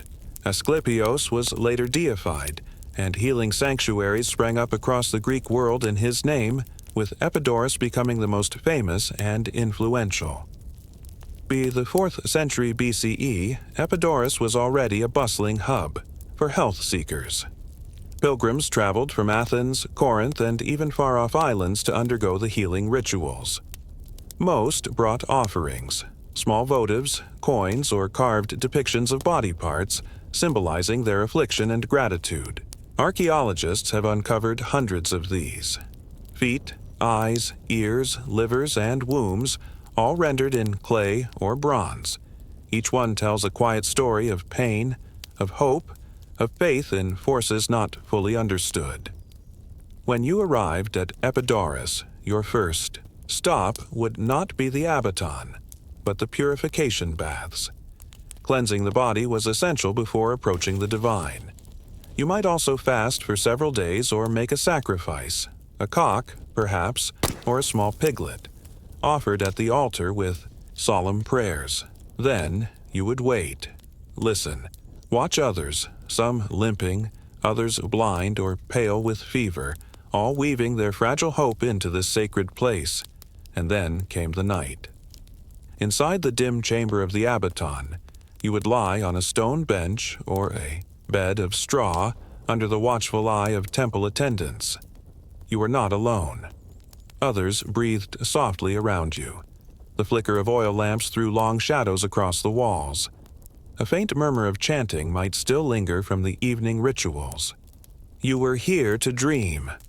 The practice was known as incubation, enkoimesis, sleeping in the sanctuary in the hope that Asclepios would appear in your dreams and either heal you directly or prescribe a cure. Sometimes he arrived in silence, laying his hand upon a wound. Other times he appeared with a sacred serpent, his symbol, licking the afflicted area or whispering instructions. Temple priests, known as therapeuti, would later interpret these dreams. If Asclepios told you to take certain herbs, you might be sent to the herbarium. If he instructed a particular ritual, you'd perform it. If your cure was successful, you were expected to offer thanks, often by commissioning a stele or inscribed tablet recording your ailment and miraculous recovery. Many of these stelae have been found by archaeologists, their worn letters still legible. One such inscription tells of a man who had been blind in one eye. In his dream, Asclepios placed his hand on the man's head. Upon waking, the man claimed he could see. Another describes a woman unable to bear children. After dreaming of the god touching her womb, she conceived within the year. The language of these accounts is always reverent, often ecstatic, and rarely specific. But that ambiguity was part of the magic, part of what made it believable, and yet Epidaurus wasn't entirely mystical. Alongside the dream therapy, the sanctuary practiced what might be considered early forms of physical medicine. There were doctors here, iatroi, who tended wounds, administered ointments, and recommended regimens. The sanctuary also promoted diet, exercise, and rest as central to recovery. Visitors were encouraged to walk the colonnades, bathe in the spring waters, and attend dramatic performances in the sanctuary's 14,000-seat theater. Why a theater, you might wonder? Because to the Greeks, healing wasn't just a physical act. It was aesthetic, emotional, psychological. Watching a tragedy unfold, seeing kings fall, lovers suffer, and fools pay for their hubris allowed the audience to experience catharsis. This emotional cleansing was seen as therapeutic. It's likely that many patients at Epidaurus found in the theater a release they couldn't find in dreams or drafts.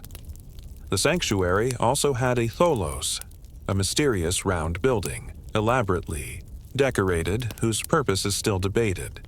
Some scholars believe it was a ceremonial chamber. Others suggest it housed sacred snakes used in rituals. And others think it may have been a site for incubation itself, a more elite or restricted sleeping space. By the Hellenistic period, Epidaurus had become not just a religious center, but a symbol of wellness culture. The sanctuary received gifts from kings and emperors. New buildings were added, including a large guest house for pilgrims. An athletic stadium hosted games in honor of Asclepios. And the priests gained considerable influence, acting not just as spiritual guides but as intermediaries between divine wisdom and mortal suffering. Still, not every visitor was cured. For all its beauty and ritual, Epidaurus couldn't erase disease. Chronic pain lingered. Fevers returned. Some pilgrims died in their sleep, never waking from the abaton. But the sanctuary never promised certainty.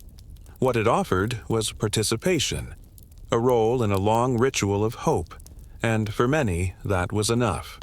Standing among the ruins today, it's difficult to separate faith from performance. Were the cures real? Did people truly find relief? Or was it the act of being heard, of sleeping in a sacred space, of believing, that brought comfort? Perhaps the line between medicine and meaning was never meant to be sharp. And what did the priest see? Night after night, in the faces of those who came with nothing but pain and prayer, By the time you reach your second day at Epidaurus, the rhythm of the sanctuary has begun to settle into you.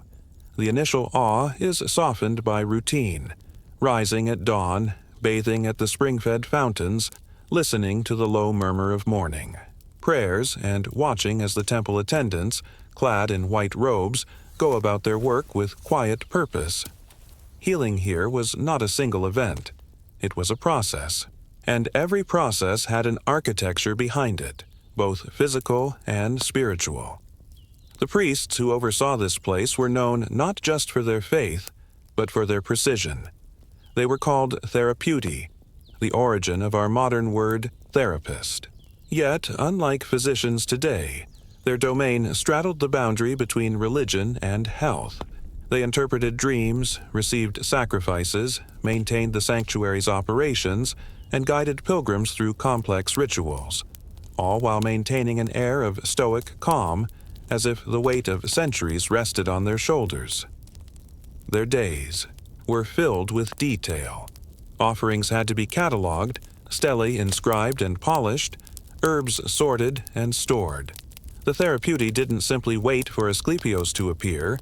They cultivated the conditions in which the god might choose to arrive. In a way, they were stagehands for a divine performance, managing light, timing, and setting so that each sleeper in the abaton could experience a private miracle under controlled conditions. And of course, there were the serpents. The serpent was Asclepios's sacred animal, winding, regenerative, and shedding its skin in symbolic rebirth. Throughout the sanctuary, live snakes were kept and sometimes released into the abaton during incubation nights. It's not difficult to imagine how the soft glide of a serpent across one's ankle in the middle of the night might be interpreted as a divine touch.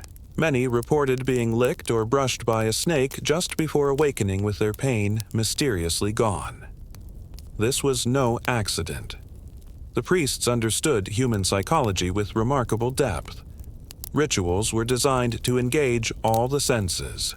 Incense for smell, rhythmic chanting for sound, polished marble and flickering lamplight for sight, healing ointments for touch, and honeyed offerings for taste.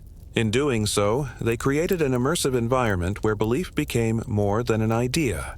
It was something the body could feel. Dreams were central. After incubation, pilgrims would recount their visions to the therapeuti, who carefully interpreted each symbol, gesture, or phrase. Was Asclepios smiling? Did he carry a staff? Was there a dog in the dream? A staircase? Each element could lead to a different course of action. Often, dreams prescribed not divine acts, but simple remedies. Rest, diet, specific herbs, or a pilgrimage. Home by a different route. Even then, the interpretation was wrapped in metaphor. Healing wasn't explained. It was suggested, and the rituals extended beyond sleep. You might be asked to offer a votive, a small model of the afflicted body part, molded from clay or cast in bronze. These were left at the sanctuary's altar or hung on sacred trees. Some remain even now, weathered and cracked, lined up in museum drawers, tiny feet, eyes, uteruses, intestines. A quiet chorus of pain turned into prayer. Other offerings were more personal. Rings, hair, even verses of poetry etched onto stone. One particularly vivid tablet, dating to the 2nd century BCE, describes a man who suffered from a kidney ailment. He dreamed that Asclepios appeared, cut him open with a blade, removed a blackened lump, and stitched him up again. Upon waking, he claimed to have passed a kidney stone and was cured. The stele concludes with his words, "I offer this thanks, not only for the healing, but for the kindness of the god, and yet not all who came left satisfied." In one record, a woman complained that she had followed every instruction, fasting, purification, incubation, yet still her affliction persisted. She wrote of a second dream, in which Asclepios stood, silent, and turned away. The priests did not attempt to comfort her. Instead, they inscribed her account just as they had the miraculous ones. Healing was never guaranteed. That honesty, strangely, made the miracles more believable. For the priests, it was vital that they maintained their air of detachment. They were not healers in the modern sense. They didn't promise anything. They acted as translators, interpreting the will of a god through the fractured language of dreams. Their job was not to cure, but to witness, and they did this year after year for generations. As the sanctuary grew more famous, it became something more than a site of healing. It became a destination of prestige. Greek city-states sent tributes, philosophers visited to study the body-mind connection, and Roman officials began to write about the temple with a mixture of awe and amusement. In time, new buildings were added, a grand bathhouse, more sleeping, chambers, and an expanded theater. The sanctuary now resembled a campus, part temple, part spa, part hospital. But with popularity came bureaucracy. Records had to be kept, donations tracked, outcomes recorded. Eventually, the sanctuary employed not just priests and physicians, but administrators, scribes, and even guards. Healing, like everything else in ancient life, became subject to protocol. Still, the heart of the experience remained unchanged. The slow, quiet surrender to the possibility of healing. No rushing, no urgent intervention. Just time, ritual, and belief. It's easy to wonder, how many people were truly healed? Was it divine intervention, placebo, or the simple effect of rest and care in a peaceful environment? Perhaps the real power of Epidaurus wasn't in the miracle, but in the structure it offered for hope. It told the sick, you are seen. You have a place. Your suffering is part of something ancient and shared. By the 2nd century CE, the sanctuary reached the height of its influence. The Roman Empire absorbed its fame and poured resources into its upkeep. Roman physicians visited to study. The dream inscriptions. Emperors sent offerings. The name of Asclepios was spoken across the Mediterranean. But change was coming. The rise of Christianity would slowly erode the power of the old gods. New doctrines of faith and healing began to take hold. The dream chambers of Epidaurus, once filled with whispered prayers, would soon fall quiet. Still, one wonders, how much did the priests know? Did they believe in Asclepios as a god or as a symbol? Did they ever doubt the dreams they interpreted? And when they laid down at night, did they too ever hope for a vision? By the 3rd century CE, the sanctuary at Epidaurus had become a place layered with centuries of history. Pilgrims still came. They still followed the rituals, fasted under the plane trees, and entered the abaton at dusk with hope stitched into their sleep. But the world outside had shifted. The Roman Empire, once its patron, had begun to stretch too thin. Political instability flickered across its borders. In the eastern provinces, new beliefs were taking root, beliefs that offered healing not through dreams, but through faith in a single God whose miracles were said to surpass those of any pagan shrine. The priests at Epidaurus held the line for a while. They continued to inscribe miracle stories, to care for the serpents, to polish the marble floors and recite the old hymns. But they could feel the air changing. The offerings slowed. Fewer pilgrims arrived. By the time Constantine issued the Edict of Milan in 313 CE, legalizing Christianity, the gods of Olympus had begun their long retreat into memory. It wasn't immediate. For decades, sanctuaries like Epidaurus coexisted alongside the rising Christian world. Some temples were even adapted for new use, their statues quietly removed, their altars repurposed. But Epidaurus was too tied to its god. Asclepios could not be replaced. His snakes, his staff, his dream chambers, these were not easily Christianized. So the sanctuary was left to decline, slowly and without ceremony. By the 5th century, the once bustling healing complex had gone largely quiet. Its fountains still flowed, but the baths ran cold. The priests, if any remained, did so in obscurity. The theater, once echoing with praise and poetry, stood open to the sky, birds nesting where actors once stood. The abaton lay undisturbed, its dreams given back to silence. Nature crept in where people retreated. Ivy curled over the columns. The once pristine walkways cracked under the weight of soil and seed. Still, some local villagers would pass by the ruins and leave an offering out of habit or hope. Healing had not disappeared. It had simply moved. Elsewhere, Christianity introduced its own sites of pilgrimage. Saints' bones, holy springs, and reliquaries became the new centers of faith-based medicine. The rituals shifted, but the needs remained the same.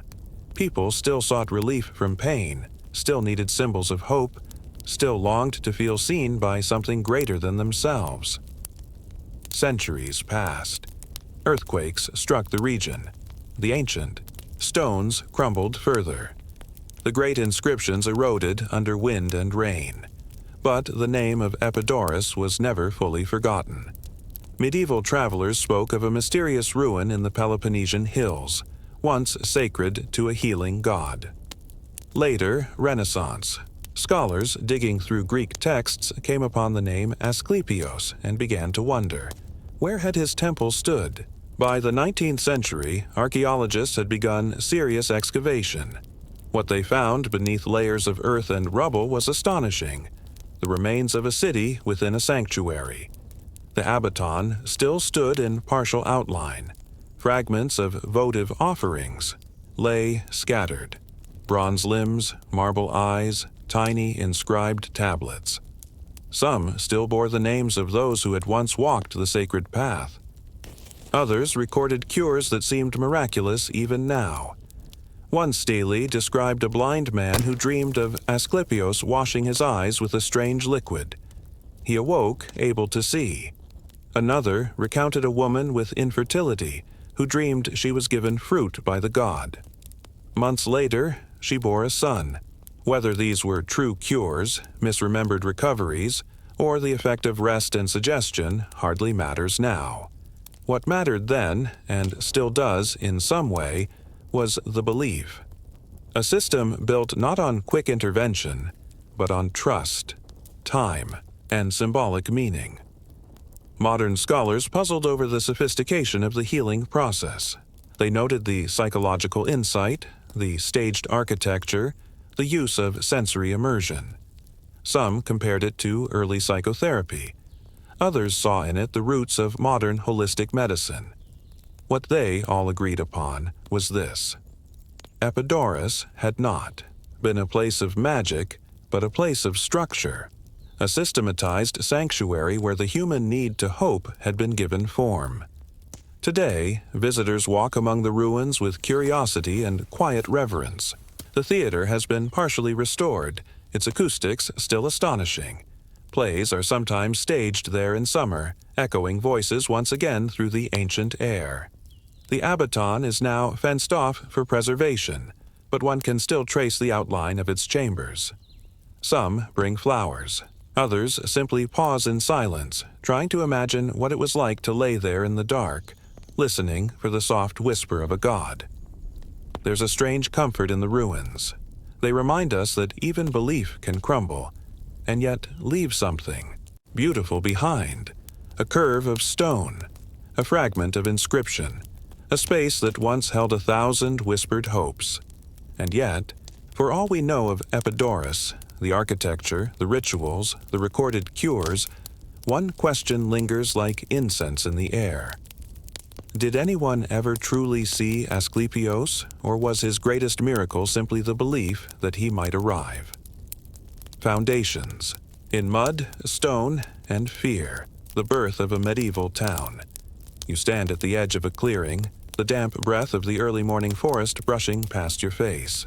In the distance, a faint hammering echoes. Beneath your feet, soft earth turns to gravel, then rough, half-laid paving stones. This isn't yet a town, but it's becoming one. And as you step forward, the bones of medieval urban life begin to take shape. This is how it began, not with grand plans or blueprints, but with slow necessity. Medieval towns did not rise out of nowhere. They were never quite founded in the modern sense. Instead, they accumulated, slowly, incrementally, messily. In many cases, they began as fortified villages, monasteries, crossroads markets, or river fords. A single mill or church could anchor what would, 100 years later, be called a town. What mattered was not what was built, but why it needed to be.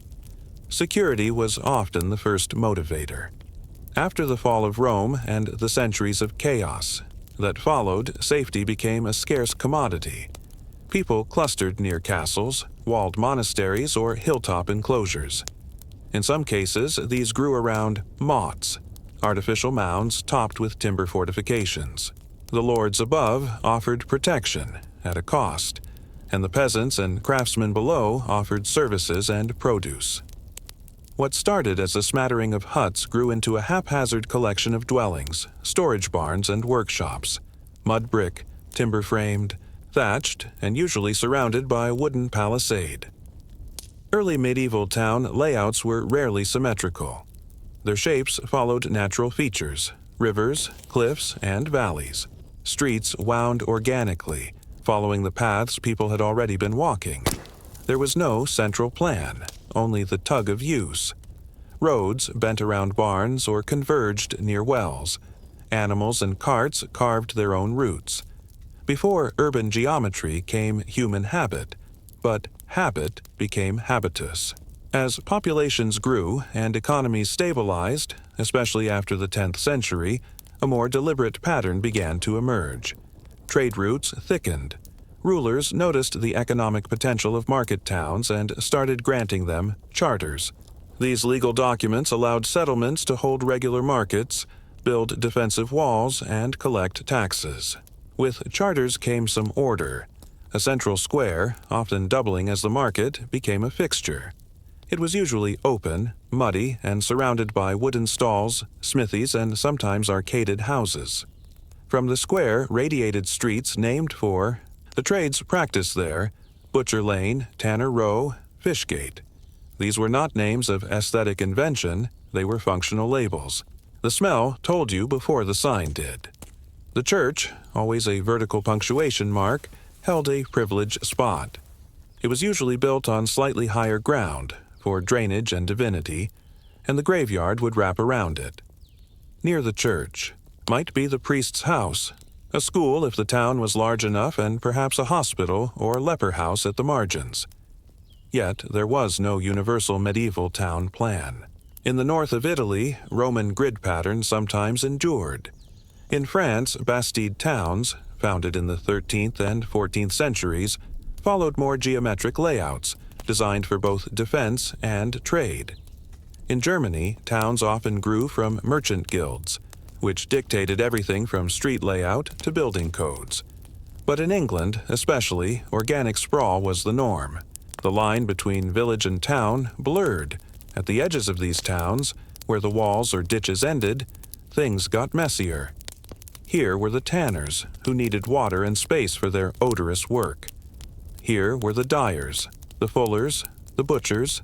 These professions were essential, but unpleasant. Regulations pushed them to the margins. Alongside them were the poor, laborers, beggars, and traveling peddlers who could not afford space within the walls. Walls themselves were a defining feature. If a town had them, it projected permanence and power. Walls provided safety, yes, but also taxation. Gatehouses monitored traffic, collected tolls, and enforced curfews. Inside, narrow streets grew, narrower as buildings leaned toward each other at the upper stories. Daylight dimmed between beams. Open gutters ran along the center of the road, carrying waste downhill. You could smell a town before you saw it. Still, for all the grime and noise, medieval towns were magnetic. Peasants moved in to escape the rigid hierarchies of rural manners. "Town air makes free," said a German proverb, referring to the rule that a serf who lived in a town for a year and a day gained freedom. Artisans and tradesmen brought their tools. Merchants brought goods from abroad, wool from Flanders, spices from the Levant, wine from Aquitaine. With people came structures. Houses were typically timber-framed with wattle and daub walls, thatched roofs, and uneven floors. Richer homes had glass windows, tiny, bubbly panes set in lead. Most homes doubled as shops. A curtain pulled back, a wooden board folded down, and you had a stall open to the street. Privacy was rare. Commerce was public. As towns expanded, they rarely tore down old structures. They built around them. Narrow alleys emerged. Courtyards hid between buildings. Backlots became storage. Areas, then dwellings. Over time, layers of history embedded themselves in the ground. Archaeologists today dig through centuries of ash, pottery shards, broken tools, and food waste. Each layer tells a story of incremental adaptation. But the town was not only physical, it was social. Guilds regulated much of urban life. These were not just professional associations, but community networks. They oversaw quality, trained apprentices, celebrated feast days, and built chapels. Town councils, often elected from the wealthier burghers, set curfews, enforced weights and measures, and punished theft. There was order, but it rested on fragile compromise. Night was its own world. After the town gates closed, the streets fell, dark. Candles and rushlights flickered behind shutters. The danger increased. Fire, thieves, wandering animals. Watchmen walked rounds with lanterns and staffs, calling out the hour. If someone screamed or a fire caught, church bells would ring. Most people stayed inside, yet life thrived here. Markets bustled, children played in the muck. Bells marked the rhythm of time. Weddings and festivals broke the monotony. For many, the town was both opportunity and constraint, hope and hazard. And still, as we walk its winding streets in our imagination, one question lingers beneath the uneven stones. If a town was never really planned, how did it manage to last for centuries? Imagine stepping through a heavy gate at dawn, the last stars still fading behind the church spire. A sleepy town wakes slowly. Vendors set out rough. Wooden tables, shutters creak open. The blacksmith's bellows grunt to life. Yet, beneath this daily shuffle lies a deeper structure, a kind of unspoken choreography that defined how people moved, worked, and belonged within the medieval town. If Section 1 was about shape, streets and walls and muddy squares, Section 2 dives into what those spaces meant and how they were used. Because a medieval town wasn't just a place to live, it was a system of survival, full of unwritten rules and quiet hierarchies. Let's begin where most life gathered, the market square. Nearly every town had one, though they varied wildly in size and purpose. Some were held weekly, others only, on feast days. But the true market, the fair, as it was often called, was an event that reshaped the town. Merchants from miles around arrived with goods in carts or on their backs. Colors, smells, and shouts filled the space. You could buy imported silks from Genoa, cured herring from the Baltic, and Flemish wool, all within earshot of a boy selling onions or a monk shouting about salvation. The layout of stalls was sometimes fixed by tradition, sometimes by law. Bakers might be placed near the church for morning traffic. Butchers were pushed to a corner, away from the sacred, closer to the ditch. Money changers and scribes often worked in makeshift booths in the center, translating languages or converting. Currencies for itinerant traders. These were not random choices. Town authorities worked hard to keep certain trades apart, partially for cleanliness, partially to prevent disputes and partially to maintain order in what was otherwise a chaotic, informal economy. From the market, let's follow one of the main streets outward. These high streets weren't necessarily elevated. They were high in the sense of importance, connecting the town gate to its core.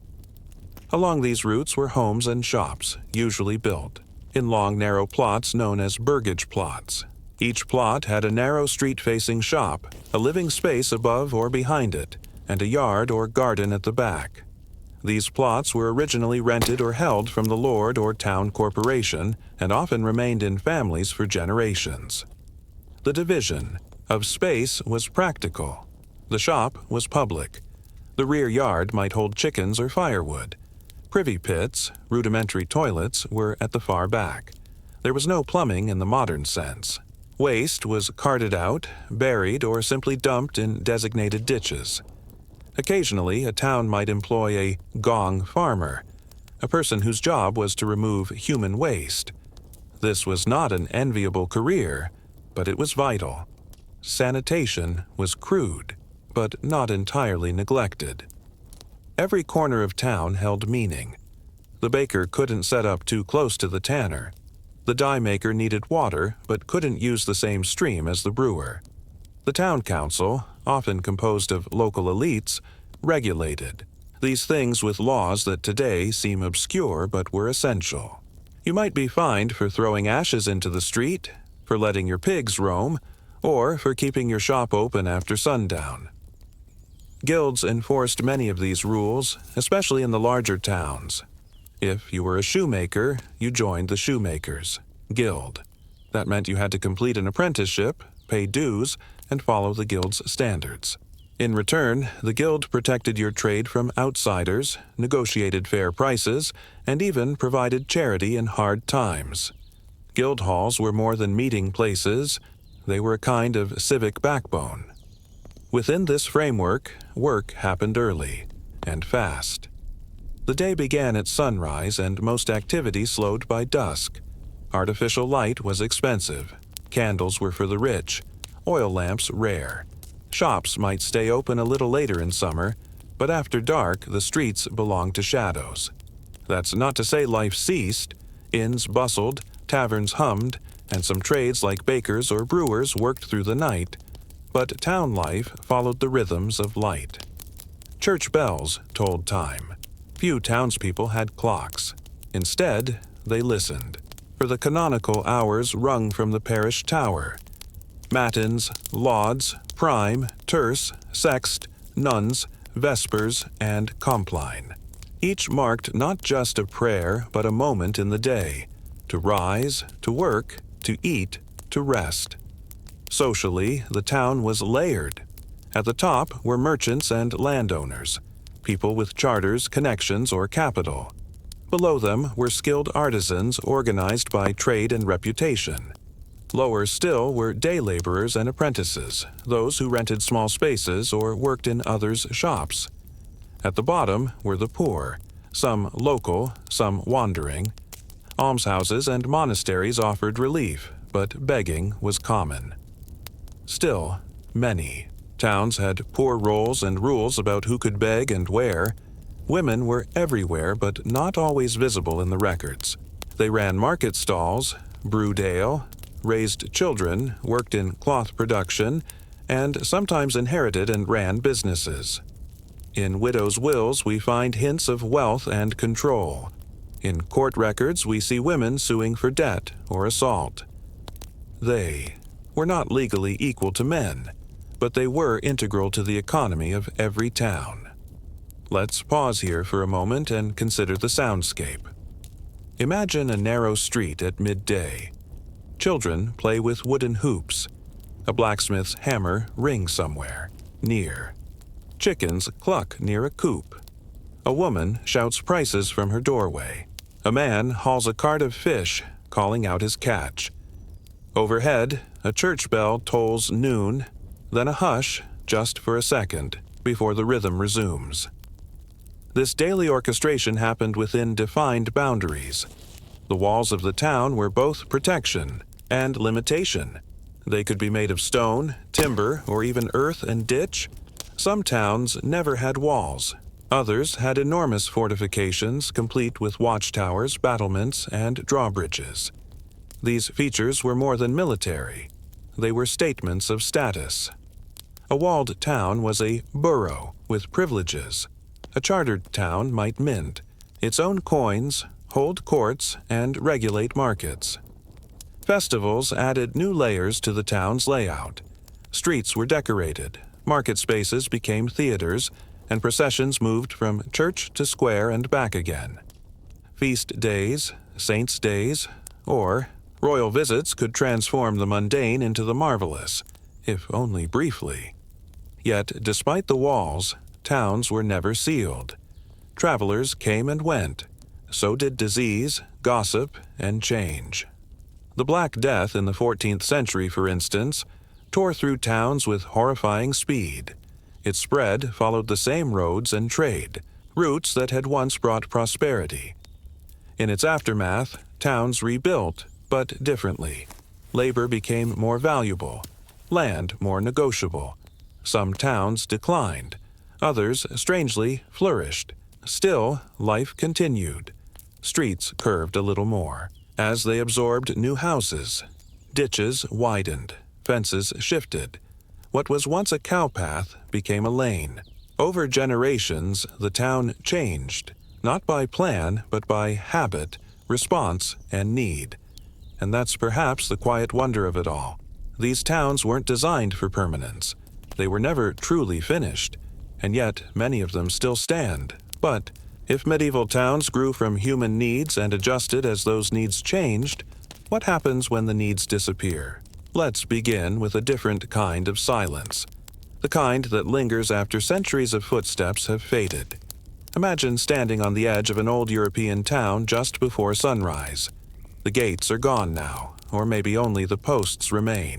The road is paved, but its curve is familiar, and if you squint, you can still see the bones of it. The old paths, the narrow alleys, the ghost of a market square where bread was once bartered for onions and gossip. The medieval town for all. Its crowded stalls and muddy courtyards was never meant to last forever, and yet it lingers. Sometimes in shape, sometimes in name, sometimes only in the way a modern street still veers a bit strangely, curving where no modern planner would have wanted it to. The reason lies in how deeply these towns were stitched into the land and into human habits. When a town thrived, it wasn't just a place to live, it was a legal entity. It had charters, privileges, tax codes. A town could sue, fine, and collect tolls. These things didn't vanish easily. Even when towns shrank or were abandoned, the frameworks they left behind often endured for generations, sometimes absorbed into newer systems or quietly influencing them. Some towns were born and died in just a century. These were often boom towns, settlements that grew around a castle, monastery, or trade route, only to collapse when fortunes changed. War could unmake a town quickly, but so could rivers, drying up, ports silting in, or roads falling out of favor. When that happened, people didn't always leave. Instead, the town slowly unraveled. A shop became a house. A market square became a grazing field. A parish church served a shrinking flock until it too became silent. But others lived on, and their skeletons remain in the modern cities that grew up over them. Paris, York, Prague, Lubeck, and Siena all bear the imprint of their medieval origins. You can still walk streets that curve oddly because they once bent around a defensive ditch or led to a long-gone guild hall. Cathedrals built in the 12th century still tower over neighborhoods once crowded with blacksmiths and tanners. The fabric of the medieval town shaped much more than its geography. It set patterns for trade, for politics, and for what we now call urban identity. In many cases, towns that gained a charter in the Middle Ages still hold a special administrative status today, even if the laws granting that status have long faded into irrelevance. Some towns still observe ancient fairs, parades, or festivals, rooted in privileges granted by kings who've been dead for 800 years. Then there's language. Names often outlast the towns themselves. Cheapside means marketplace. Gropekant Lane, once a common name in medieval England, pointed to streets associated with prostitution. Names later sanitized but recorded in maps and memories. Gate meant street in Norse-influenced towns. Bailey came from castle design. Shambles indicated a meat market. Even today, street names quietly tell the story of what the town once was, if you know how to read them. So, too, does the layout. Consider how many European cities still have a central square, radiating streets, or ring roads that trace ancient walls. Even where nothing remains above ground, archaeological digs often find stone cellars, drainage ditches, or bits of pottery marking former workshops and homes. Time flattens, but never fully erases. The medieval town also left its mark on laws and governance. Many modern ideas about self-rule, elections, and civic duty have roots in the town councils and assemblies of medieval Europe. A burgher class. Free townspeople was an early experiment in citizenship not tied to noble birth or land ownership. It was imperfect, often corrupt, but it laid seeds for later revolutions in representation. And, of course, towns shaped people just as much as people shaped towns. Children born behind stone walls grew up with rhythms different from their rural cousins. They learned to trade, to navigate dense human networks, to argue in courts or haggle in the square.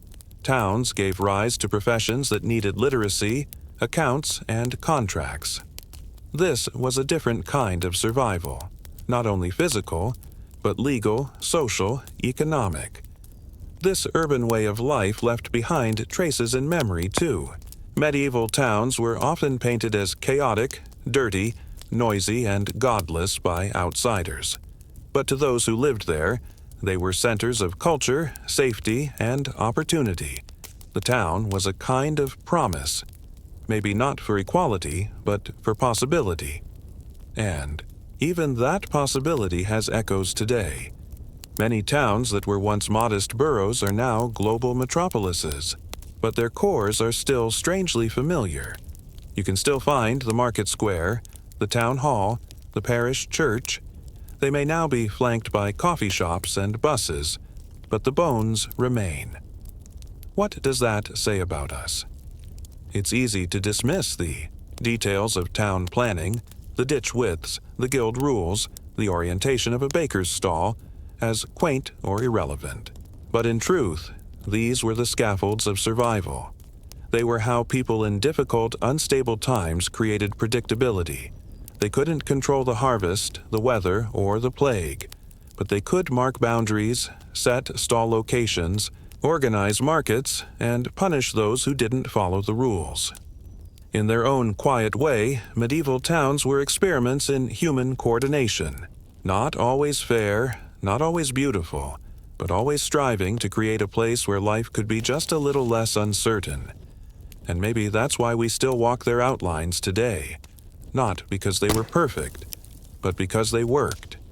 They were messy, evolving, pragmatic responses to the most basic human need, to live together and to make it work. Still, if so many of these towns lasted centuries, if their logic and structure still shape our cities, what does it say about the towns we're building today?